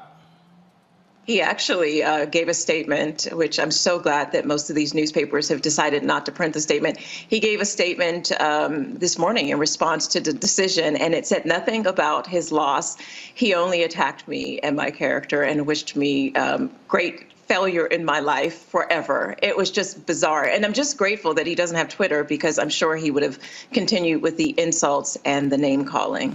Oh, I didn't even realize the idiot sent out a statement. He did. And so let's see here. Let's see here. The only publication that printed it was The Hill, And so, well, first of all, let's just be clear: the Hill is the Hill is a right-wing outlet. Yes. That's what they are. And you know the guy who owned it, he was trying to do deals with them. So let's just be real clear in terms of what they are. They are indeed in Oregon. And you're right. I mean, he's pissed off that he doesn't have Twitter to attack people, and then the press breathlessly reports everything that he says, aiding and abetting whatever he wants to do. Well, I think the biggest, injury to his followers is this was the campaign that sued me. So all of those individuals giving donations to Donald Trump and going out to his rally and buying all of his items to support his funding, the money to reimburse my attorney for my legal fees and all my costs, which is well into the 7 figures, are going to come from those low-dollar donors who have supported Donald Trump. And he continues this grift. He continues to take from these followers, acting as if he's going to support them or try to improve their lives. Instead, he's just utilizing it to fund all of these frivolous lawsuits. And so the sad part is all of that money that he's about to pay me is coming from his supporters and from donors who've tried to, further his political career. And that's really what that whole thing a grift is. And they're just funding his sheer stupidity. And I said it, and I don't care. If you're a MAGA person giving money to Donald Trump, you're stupid as well, because this dude is playing you like he played folks from day one. Yes, but I have one more lawsuit left. Donald Trump utilized the Justice Department to go after me in another unprecedented lawsuit. So I'm still facing legal situation with him. He decided to sue me for a document that I attempted to file. Of course, he blocked me from filing and then sued me. And under this particular act, only 2 people in the history of the act in 20 years have been brought up, and the largest fee that they've ever seen has been about $1,500. Donald Trump has asked that they fine me $60,000 for a late form, essentially, which would equate to about a $25 fine.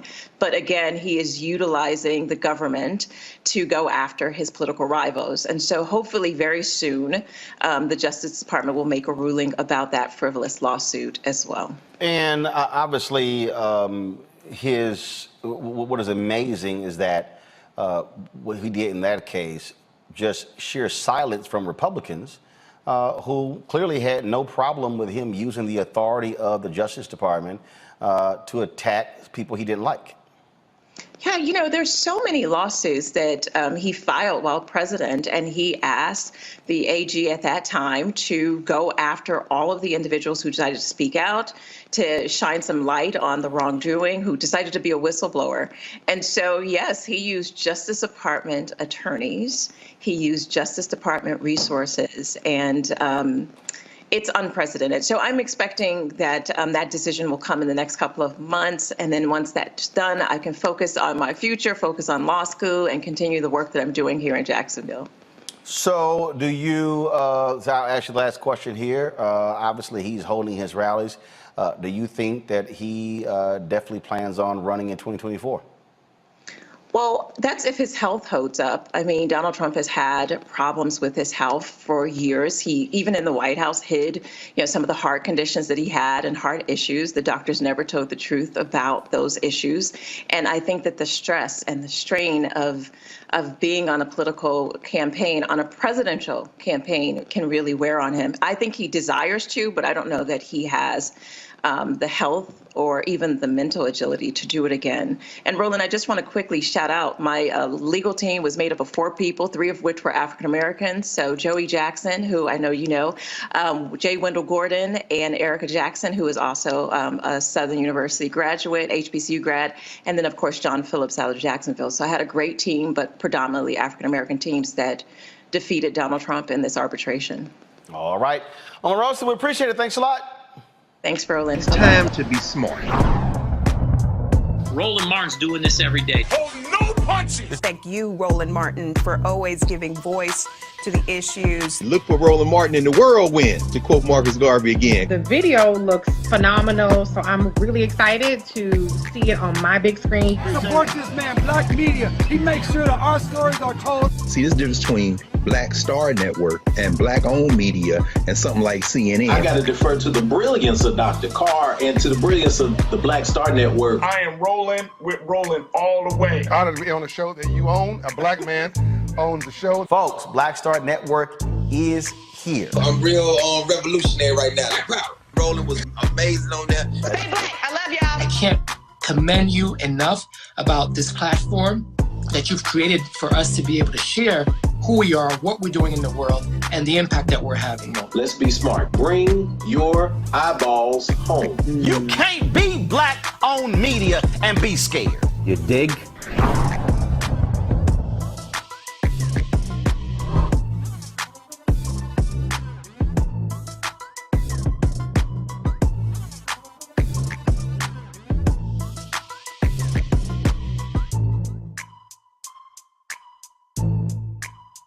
That is R. Kelly, found guilty on all counts in federal New York trial. He was found guilty on 1 count of racketeering and 8 counts of sex trafficking.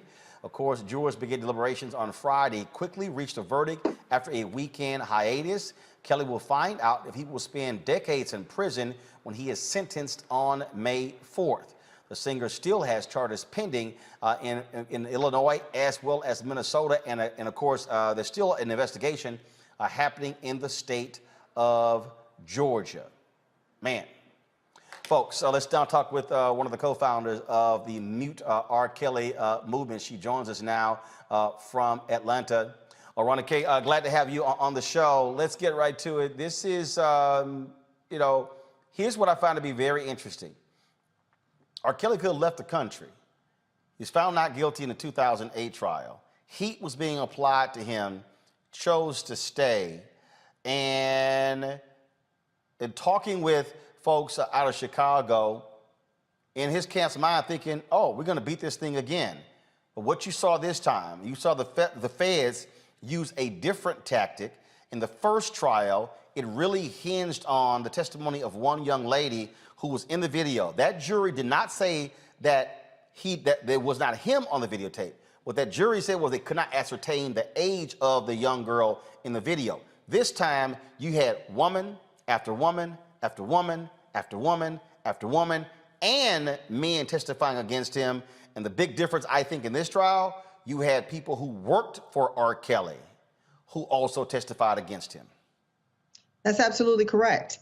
And that was the strategy of our movement from the very beginning. This was a financial boycott because we understood that when it's a powerful, rich, famous, talented man against unknown women, that power dynamic can just be too hard to overcome. But when you're talking about the people around him who are enabling the behavior, who are hiding the secrets, who have the receipts, when you make it so they no longer have a financial incentive to do that, all the chips are going to fall and all the truth is going to come out. And it's going to make it harder to deny what we already know to be true. And so we use that strategy as a way to try to build awareness, but also to kind of pull down that wall of silence that had been insulating him for so long, because that wall was made of money.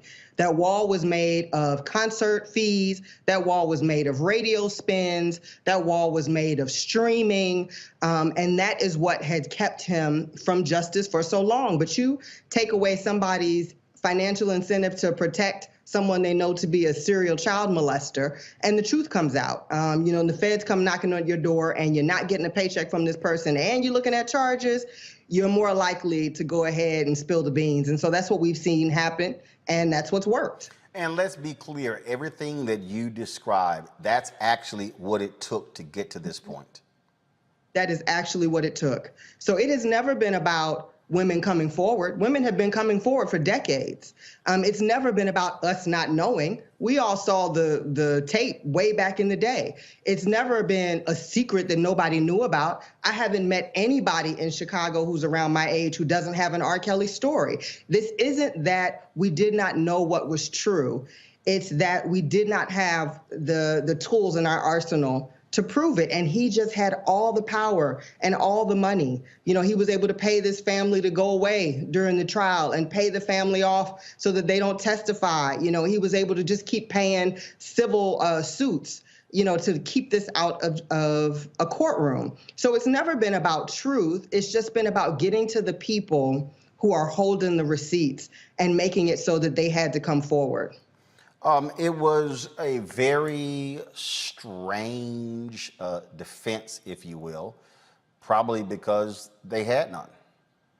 Yeah, I mean, I think at the end of the day, when all the receipts are there, when all the witnesses are there, when this has been a big open secret for decades, it's really hard to craft a defense that's going to be convincible. So this was just lawyers billing hours and cashing checks because they knew that this was in no way going to be winnable. And they tried intimidating witnesses and doing some of their old tricks that didn't work. I mean, you saw so many of his lawyers, I think, at a certain point realizing this is fruitless and quitting. So he keep having to change lawyers and stuff. But there was nothing here that they could really fall back on other than just hoping that the jury might still have a soft spot for R. Kelly and let him off like they did the first time. What do you make? I mean, I had people who were tweeting me, emailing me, "You're wrong. Read the transcripts. These folks are lying." I mean, this, he went by the Pied Piper, but this hold that he has on some black folks, I mean, they were absolutely bonkers. Hitting me up, literally saying our coverage was shameful and wrong, and read the transcripts, at one point, the attorney for one woman walked out of the courtroom in disgust. They were just throwing all kind of stuff out. Well, if you think you've gotten those emails, then you should look in my inbox.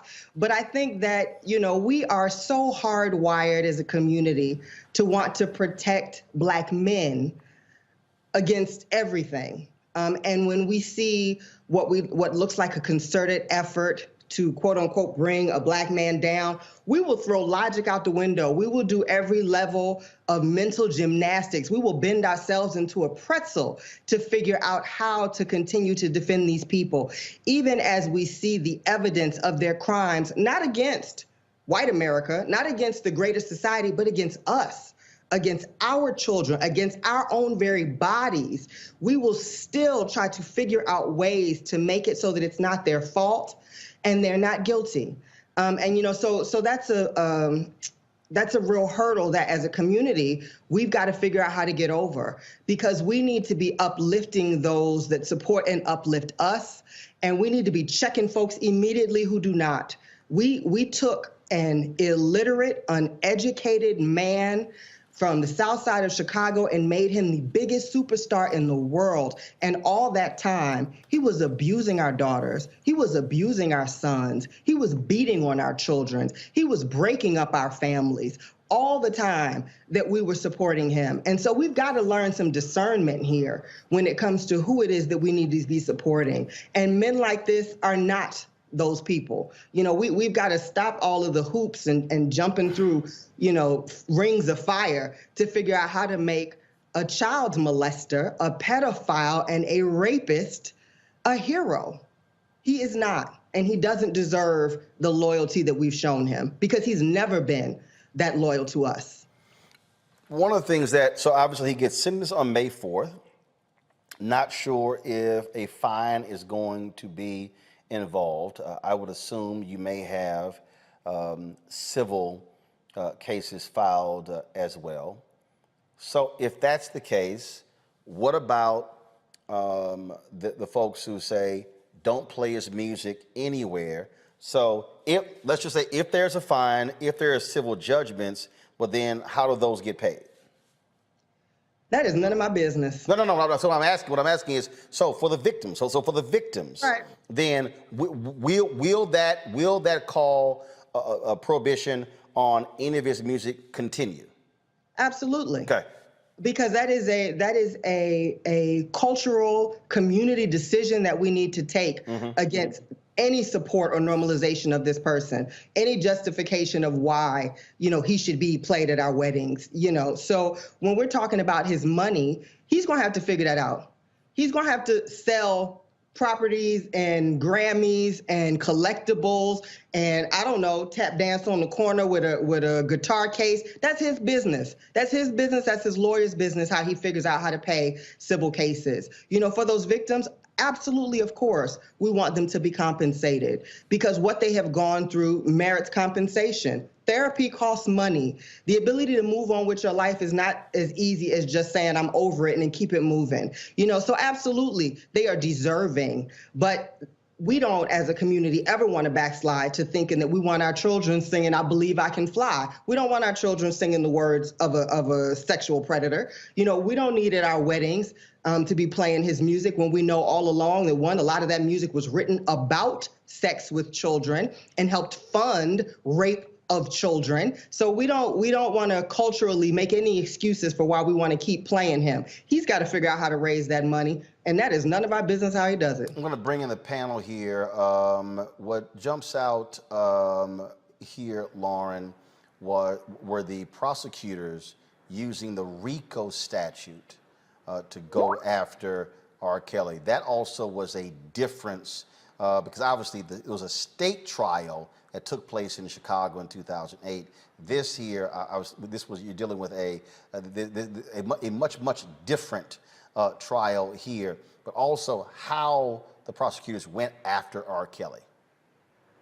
Yeah, there was certainly a great deal of energy, the RICO statute. I thought I saw racketeering. I had not paid very specific attention to this case because I had a few other things going on, but I have no doubt that when you see that type of energy used against somebody, that certainly there's something there. They use that because they position R. Kelly as being the head of a criminal enterprise.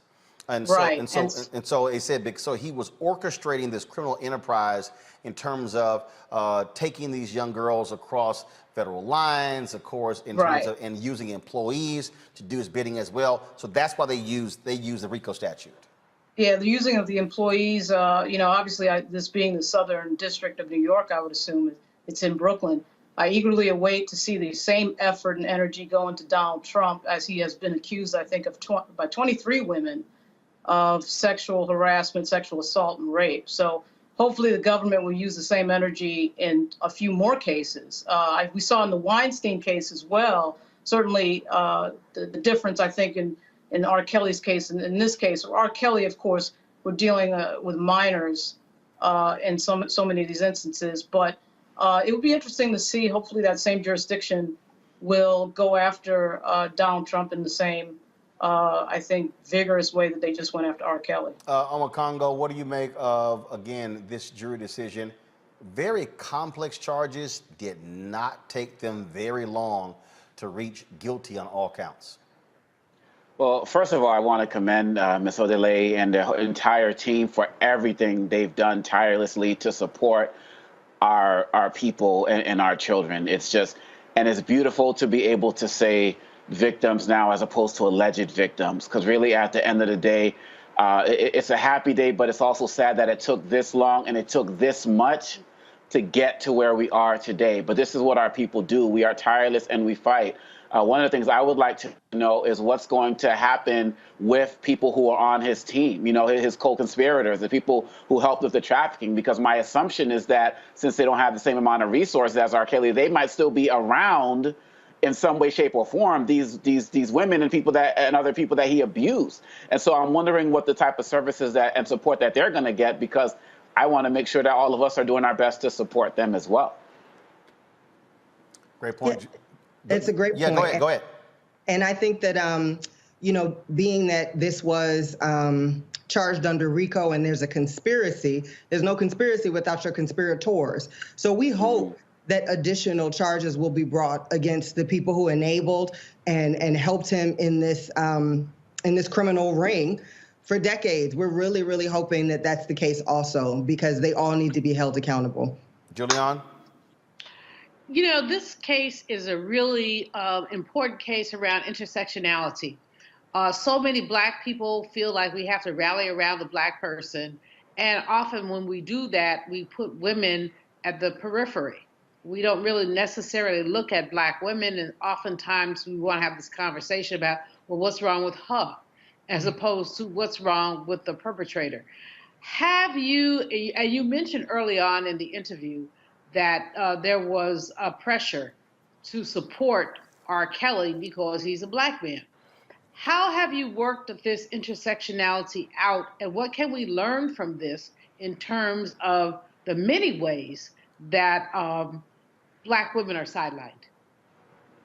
Yeah, I mean, that's such a great question and such an important topic that our community needs to be discussing, because you're absolutely correct. We have a knee-jerk reaction to support Black men when we see them in the news for something negative, but we don't have that same default when it comes to Black women. And so, you know, whenever a Black woman comes forward, there's a lot of questions, there's a lot of moralizing, there's a lot of, well, why did you, and never is the focus placed where the focus needs to be, and that's on the perpetrator of the abuse against that Black woman. And so this has been a real difficult movement to navigate because you have to, one, kind of engage Black people in that double standard, and that's a hard thing to do.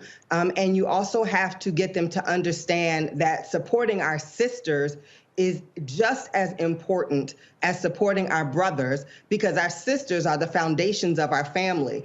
And so if we are going to continue to throw our sisters aside and ignore them when they say they have issues and problems that need help, that need resources, and when they need protection, their ability to form whole, healthy Black families, which is the cornerstone of a whole and healthy Black community, is compromised. So we need to do so much of a better job of really listening to our sisters and checking the ego and some of the kind of training that we've all had. I am the exact same way. We've all had this training. The man's trying to bring the Black man down, but we ignore a lot of the real facts. Black women are the fastest growing incarcerated community. Black women have some of the biggest health disparities in this nation. Black women are getting paid less than everybody else on the totem pole. Black women are experiencing rape and abuse more often than any other group. The largest complaint against the police is not misconduct against Black men, it's rape and sexual abuse against women.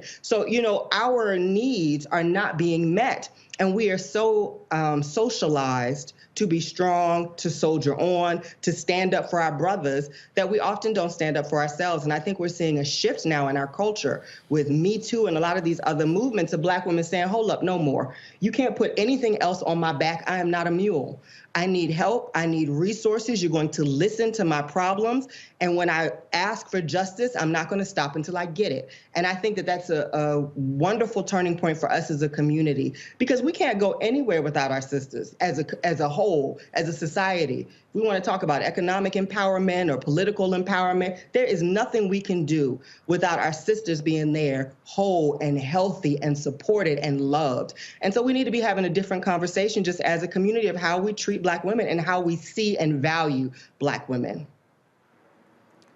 He is going down. This is the New York case. You still have 2 other states. Then you still have a Georgia investigation. Are you others encouraging feds to continue there as well? Because sometimes what happens is someone's found guilty in another jurisdiction and they don't move on those particular cases as well. Your thoughts on what they should do next in the other 2 states? Oh, absolutely. We want to see justice done wherever there are cases to be had, and especially here in Georgia, because that is where this movement started. And that family who started the outcry that led to all this still has not been reunited with their daughter. And so we absolutely want to see that investigation continue here and justice be done here as well, and everywhere. He doesn't get off the hook in any of these cases in our eyes. So he needs to go and sit in front of his accusers, and they deserve to have their day in court. And so we're going to keep pressing until all of these cases are complete. All right, then. Roland, we appreciate it. Thanks a lot. If people want more information on the Mute R. Kelly movement, where do they go? They can go to our website, muterkelly.com, or official Mute R. Kelly on Instagram, Facebook, and Twitter. All right, we appreciate it. Thank you so very much. Thank you. Folks, back to our Roland Martin Unfiltered video in just one moment. It's time to be smart. Roland Martin's doing this every day. Oh, no punches! Thank you, Roland Martin, for always giving voice to the issues. Look for Roland Martin in the whirlwind, to quote Marcus Garvey again. The video looks phenomenal, so I'm really excited to see it on my big screen. Support this man, Black media. He makes sure that our stories are told. See, this difference between Black Star Network and Black-owned media and something like CNN. I got to defer to the brilliance of Dr. Carr and to the brilliance of the Black Star Network. I am Roland with Roland all the way. Honored to be on a show that you own. A black man owns the show. Folks, Black Star Network is here. I'm real revolutionary right now. Roland was amazing on that. Stay black. I love y'all. I can't commend you enough about this platform that you've created for us to be able to share who we are, what we're doing in the world, and the impact that we're having. Let's be smart. Bring your eyeballs home. You can't be black-owned media and be scared. You dig?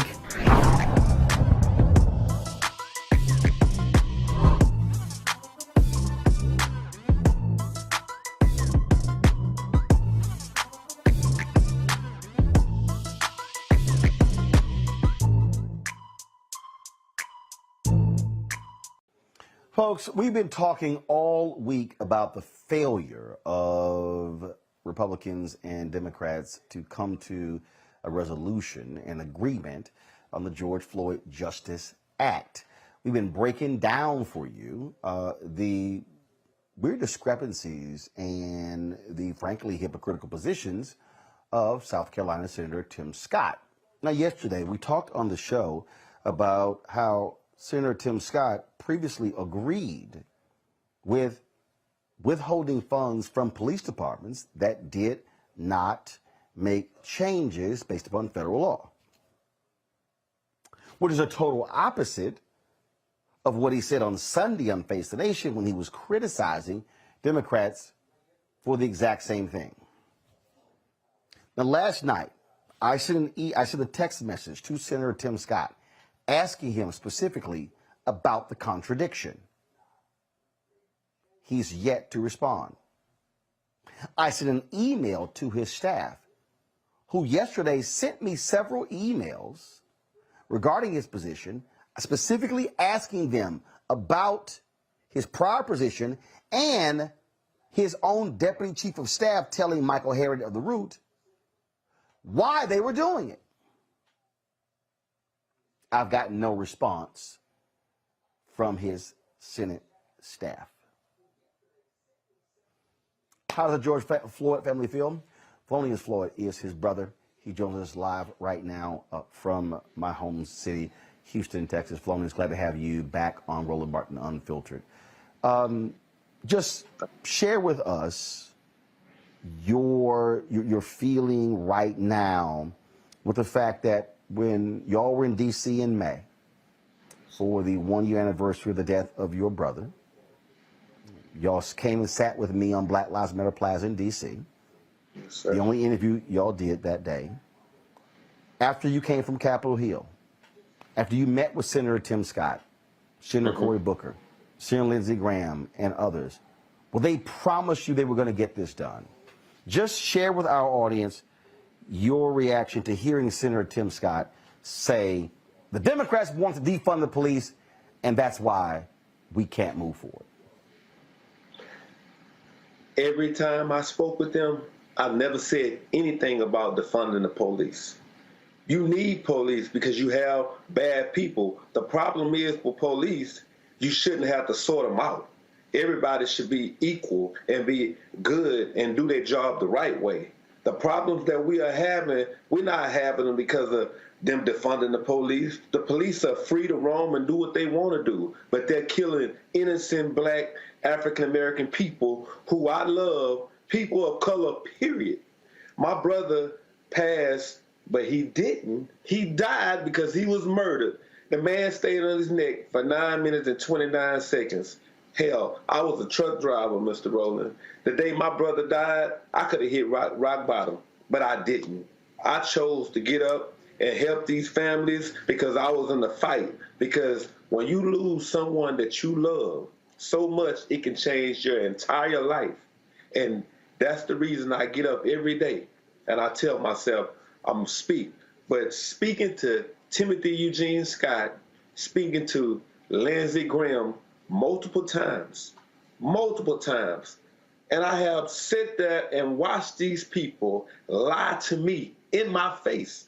Not just me, You had other families in there. You had Botham John. You had Terrence Crutcher. You had Eric Garner. These are moms and sisters. I'm a brother. But the fact that you had moms in there and you lied to somebody's mom who lost their child, that's very painful. And Gianna was in there too. They lied to Gianna. She's a child. You shouldn't lie to kids. You don't have to. She didn't ask for her dad to be murdered. He was murdered by the police, and as that is your job to make sure you put laws in place intact to help other individuals be able to live and be free and have freedom. We don't have freedom. I don't care what people say. My brother, he walked to the store. That was a problem. He was murdered. You got Ahmaud Arbery. He ran down the street jogging. He was lynched. You have Botham Jean. He was in the comfort of his own home eating ice cream and was murdered by a police officer because she came into the wrong house. Not only that, you have Breonna Taylor. She was murdered off a no-knock warrant, and she was killed, and she still don't even know she did because she was asleep. This is not a mistake. These are patterns. And Timothy Eugene Scott, you need to wake up. Lindsey Graham, you the one that said you was going to get this bill passed. You told us that.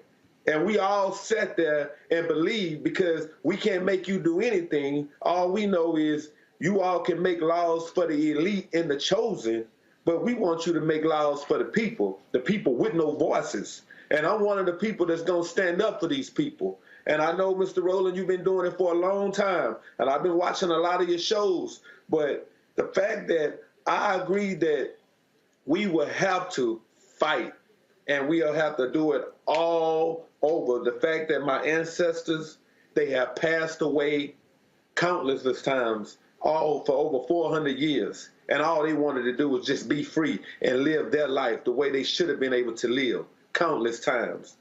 I look up every day and I think about them being bitten, trying to vote, trying to think that, okay, if I vote, I can put the right president in and I can get things accomplished. You know, we believed in Biden's administration. And when I can tell you all we asking for, the same thing we've been asking for over 400 years. We just want to be treated fairly. That's all we want. And for me to sit there, you mentioned believing in the Biden administration. You mentioned believing in the Biden administration. What do you want President Biden to do right now?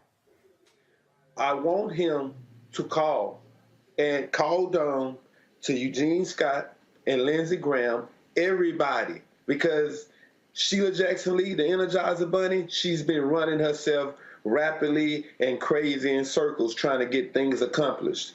You have Karen Bass, you have Pelosi. All of these people, they're looking because they know what's going on. The problem is with Eugene Scott and with Lindsey Graham and probably more Republicans because we don't want to defund the police. We want the police to respect us as human beings. We just want to be treated fairly. The things with Biden, you know, I know he's looking at everything right now, but hey, we need your help. We need the vice president's help. We need anybody who can make an executive decision right now to pass this George Floyd Policing Act because people are dying at a rate. I was in Minnesota and I'm there for my brother at a case in court, and all of a sudden, Dante Wright has been murdered. And I went out and spoke about him. The problem is, it happened in Minnesota again, 5 minutes away from where I was speaking and trying to get my brother's life on track because he was murdered. You know, we don't want a watered down bill. We want the George Floyd Policing Act passed, just like it is. We want to end qualified immunity. We want to end a lot of different things. The no-knock warrants, we don't need to have that. The no chokeholds, we don't need that. We need you all to have the police officers to have you all's dash cams on at all time, your body cams on at all time, because it's a problem if you don't. Because it takes 20 to 30 seconds for it to come back on. And if you have something to hide, that's what I'm looking to find out. What are you doing behind closed doors? What kind of skeletons do you have? That's what I need to know, Mr. Roland. Questions, Faraji Muhammad first for Felonious Floyd. Brother Felonious, thank you so much for joining us. First and foremost, my heart and prayers continue to go out to you and your family in this time. You know, as I'm listening to you, brother, I'm just so disturbed, and it's really unfortunate that you have to come on here and you have to be an advocate, that you gotta continue to you know, push people to do the simple right thing, and it's sad. And you know, I guess I don't have any questions, just because my heart is just broken, because I'm hearing you and I'm reading some of our watchers on Facebook. One of our watchers said you should run for public office, because at this point it's hard to have a belief in anything in the government, just because there has been so many lies that have been told to our people about ensuring some level of justice. So I'm just wondering, dear brother, you know, what can the people do, the community, black folks that are listening, and black folks across the country? Your brother's death galvanized a movement like we haven't seen, and I don't think it was just about him. It started with him, but it was really about the larger issue. So what can we do to help you, dear brother? How can we be of a service and assistance? Do we, you know, I'm not even sure if we can get the bill back on the agenda at this point, but what do we need to do on the state level, city level, to help you and your family, most importantly, helping the families of so many other folks that you have come across that have been victimized by police officers? First thing first, we can never give up hope. We always got to be able to work together, because we're stronger in numbers. I say that all the time. The fact that we are, sir? No, I was just agreeing with you, dear brother. I said, yes, sir. Yes, sir. The fact that people got out and marched during COVID, when it was a pandemic, people were losing their lives, going home to tables with empty chairs, and they still got out and marched. They didn't fear COVID. What they feared were police officers out there murdering people. And it wasn't just African-American people out there marching. You had Caucasian people out there marching, people who went to school with African-American people, people who played with us, people who grew up with us. You are not taught to be racist. You become racist because of who in your family. Because outside of that, people don't teach you that. People just tell you to go out and have fun. So I want everybody that's with us, you know, just period. This is a movement, and we need to stick to it, because right now they're sweeping it under the rug, and whatever we have to do to get out there and be team players. And when I say team players, get out there and get to marching and protesting. We got to do it peacefully, because right now, if you do anything wrong, they'll find a reason to kill you. And I want you always to remember this. If they can make federal laws to protect a bird, which is the bald eagle, they can make federal laws to protect people of color. And you know, the thing that I never understood was how, if you can see a black person killed, nobody says anything. But you see a white person killed, and there's an outrage. It's time for a change, and it's up to us as brothers and sisters. Dr. King said a long time ago, he had a dream that people all around the world would join hands together, and we close to doing that, because the world has got behind George Floyd. The world has got behind this movement, and they're pushing behind Breonna Taylor, Ahmaud Arbery, Pamela Turner. I can keep naming them. It's so many of them. Anthony McClain. And this is a sad situation that we have to fight for what we're fighting for. And we have to feel like we're second-class citizens, because they're making laws for Asians and everybody else except people of color. Michael. Hey, Brother Felonious, thanks for coming on today and sharing this information with us. And yes, sir. You know, I'm just, my heart goes out to you and your family, and you will keep persevering as well. Yes, so I see that also. yesterday, the New York Times had a huge story that talked about more than half of police killings are mislabeled. And they looked at a 40-year, they're looking at a 40-year period of time from 1980 to 2018. And about 55% of fatal encounters with police officers have been mislabeled. They have not properly been counted. So we're looking at about an undercount of about 17,000 people who have been killed by police from 1980 to 2018. With information like this just came out yesterday. With information like this, one, do you think this will help be able to push through the George Floyd Justice and Policing Act? Because one of the things that it will do is require accurate reporting when it comes to police fatalities. And two, there's some talk about a carve out to the filibuster rule to be able to get this pushed through the Senate by 51 votes, 50 Democrats and Vice President Kamala Harris being the tiebreaker. What are your thoughts on this and trying to get this pushed through through a carve out to the filibuster? Because we're not going to get any help from Republicans on this. They've just been stalling. My thoughts is we gotta build. We gotta build, and we have to continue, just like you said, what you read in the Times. We have to continue to gather that information and just apply it to people who need to hear it constantly. Because the problem is not us. It's clearly everybody else. Because we're not the one killing people. We are the ones being murdered.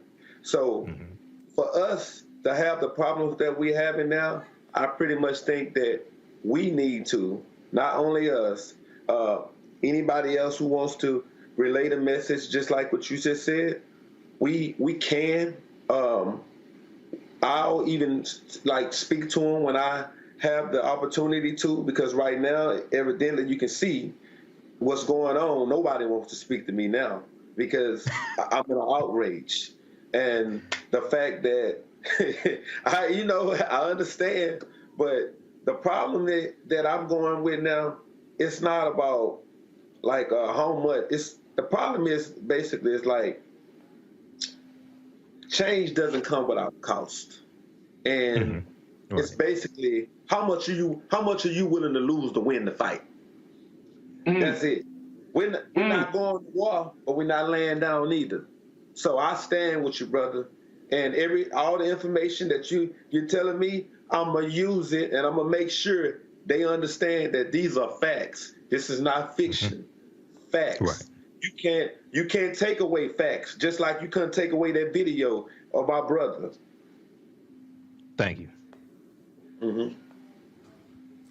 Philonis, last question for you. I said earlier this week that I believe that the George Floyd family, the Breonna Taylor family, others' family, they should announce that they are coming to Washington, D.C., that they are demanding that Senator Tim Scott, Senator Lindsey Graham, Senator Mitch McConnell, Senator Chuck Schumer, Senator Cory Booker, Senator Dick Durbin sit at the table to meet with them and look them in the eye and say, why have y'all failed? Is that something that y'all are considering, literally making that demand and say, we are going to come to Capitol Hill and we want that meeting and see who shows up? I'm willing to do it. I'm willing to do it because it's not just my brother's life that has been taken away. You have millions and billions of people living in this world where they are killing innocent people. I'm talking about police brutality on innocent people. I will go. Just give me the time and the place. I will be there because somebody has to speak out. Somebody has to let them know that, hey, I'm still here. You're not finna just grab pliers and twist my teeth and make it hard for me to live. No, I'm here. I'm here to stay. I want to be able to make sure my kids be able to live in this world without telling them, hey, make sure when the police pull you over, make sure you have all the windows down, for they won't be able to say, hey, I thought somebody was in the back seat, that's why I started shooting. No, I don't hate police. I think police are good people. But the fact that I have to get up out of my bed every day and tell people what reality is, this here is a big mess. And we're not sleeping. We're wide awake. We can get the Capitol Hill, Mr. Roland. We can do that. I'll be with them if they want to. I'm here for them. Y'all let me know when you do that, and we'll be there to live stream y'all walking up the steps on Capitol Hill to that meeting. And so I think they have to be challenged directly. And yes, President Biden has to be challenged directly to actually do more as well, because frankly, the White House has been silent this week on the collapse of these talks. And it's time for them to step the hell up. Felonious Floyd, I always appreciate having you on the show, brother. Thanks a lot. Thank you so much. It's time to be smart. Roland Martin's doing this every day. Oh, no punches! Thank you, Roland Martin, for always giving voice to the issues. Look for Roland Martin in the whirlwind, to quote Marcus Garvey again. The video looks phenomenal, so I'm really excited to see it on my big screen. Support this man, Black Media. He makes sure that our stories are told. See, this difference between Black Star Network and Black-owned media and something like CNN. I got to defer to the brilliance of Dr. Carr and to the brilliance of the Black Star Network. I am Roland with Roland all the way. Honored to be on a show that you own. A black man owns the show. Folks, Black Star Network is here. I'm real revolutionary right now. Roland was amazing on that. Stay black. I love y'all. I can't commend you enough about this platform that you've created for us to be able to share who we are, what we're doing in the world, and the impact that we're having. Let's be smart. Bring your eyeballs home. You can't be Black-owned media and be scared. You dig?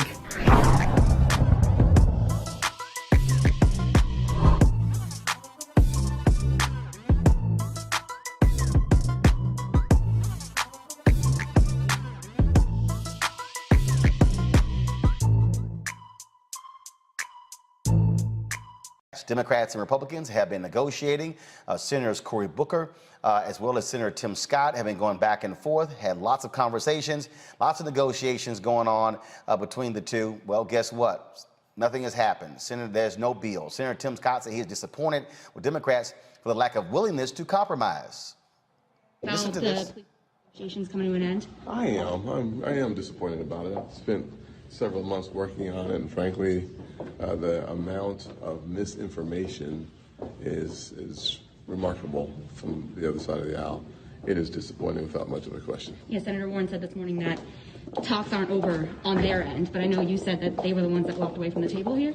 Yeah, I mean, the concern, of course, is that what they'll try to do is find some executive order and or slide it into reconciliation in a very partisan fashion, and that's unfortunate and likely. They both, in their statements, made it very clear that they're looking for a way to do this from a partisan perspective, unwilling to negotiate on behalf of the communities that need the help the most. They're going to just find a way to shove it into something in a very partisan. They're going to pursue executive order in a partisan fashion. You mean like the executive order that you agreed with? That same one, the one you agreed with under Trump? That's quite interesting. Oh, man, folks, it is certainly unfortunate that we're not going to see the George Floyd Justice Act passed. And yeah, Senator Tim Scott, you owe a much better explanation than what you said. Folks caught up with you in the hallway there to say Democrats did not accept compromise. Okay, detail that. Greg Carr, what do you make of Senator Tim Scott not being able to corral some votes? According to Congresswoman Karen Bass, Senator Cory Booker negotiated with the Fraternal Order Police. Democrats compromised on a whole lot of different areas. Scott couldn't deliver. No, he couldn't. No, he couldn't. You know what's so funny, Roland? I love that interview, man. And I love how you picked up immediately on that laugh. She's like, I got that laugh. She know what it is. I want to congratulate Timothy Eugene Scott. Tim Scott doing Tim Scott things. I want to congratulate Tim Mission Accomplished Scott, who entered that quote unquote negotiation in bad faith with one objective: to stop anything, to stop everything. That's why that ghoul, that old feckless old unreconstructed ghoul from Kentucky, Mitch McConnell, sent his servant, his good and faithful servant, into that conversation. I want to congratulate Senator Cory Booker, who finally reached the floor of his self-respect and said no. After I've given away everything, I want to congratulate the people who leaked the evisceration of the legislation by Senator Booker with the Fraternal Order of Police after making a quote unquote secret deal. I want to congratulate the people who leaked it so that then they could walk back from it, as those the Sheriff's Association and other groups met with Senator Tim Mission Accomplished Scott and young Lindsey, well, little Lindsey Graham in South Carolina. I want to congratulate everyone in the white nationalist contingent who sent Tim Scott into that room with one objective and one objective only: to defend the patter rollers. Don't let anything happen. And when you heard finally, which is why, again, when she laughed that laugh, this is a woman who managed the whole California legislature, who was on the short list to be vice president of the United States candidate because of her capacity to negotiate, among other things. When Congresswoman Bass said that they couldn't even get the thing Donald Trump agreed to passed. That's all you need to know. They couldn't even pass a resolution in the United States Senate to say George Floyd was murdered. And guess who would vote against that resolution? Tim Mission Accomplished Scott. Young, good job, Tim. You're doing Tim Scott things. Proud of you. Dr. Roland Martin unfiltered video in just one moment. It's time to be smart. Roland Martin's doing this every day. Oh, no punches! Thank you, Roland Martin, for always giving voice to the issues. Look for Roland Martin in the whirlwind, to quote Marcus Garvey again. The video looks phenomenal, so I'm really excited to see it on my big screen. Support this man, Black Media. He makes sure that our stories are told. See, there's a difference between Black Star Network and Black-owned media and something like CNN. I got to defer to the brilliance of Dr. Carr and to the brilliance of the Black Star Network. I am Roland with Roland all the way. Honored to be on a show that you own. A black man owns the show. Folks, Black Star Network is here. I'm real revolutionary right now.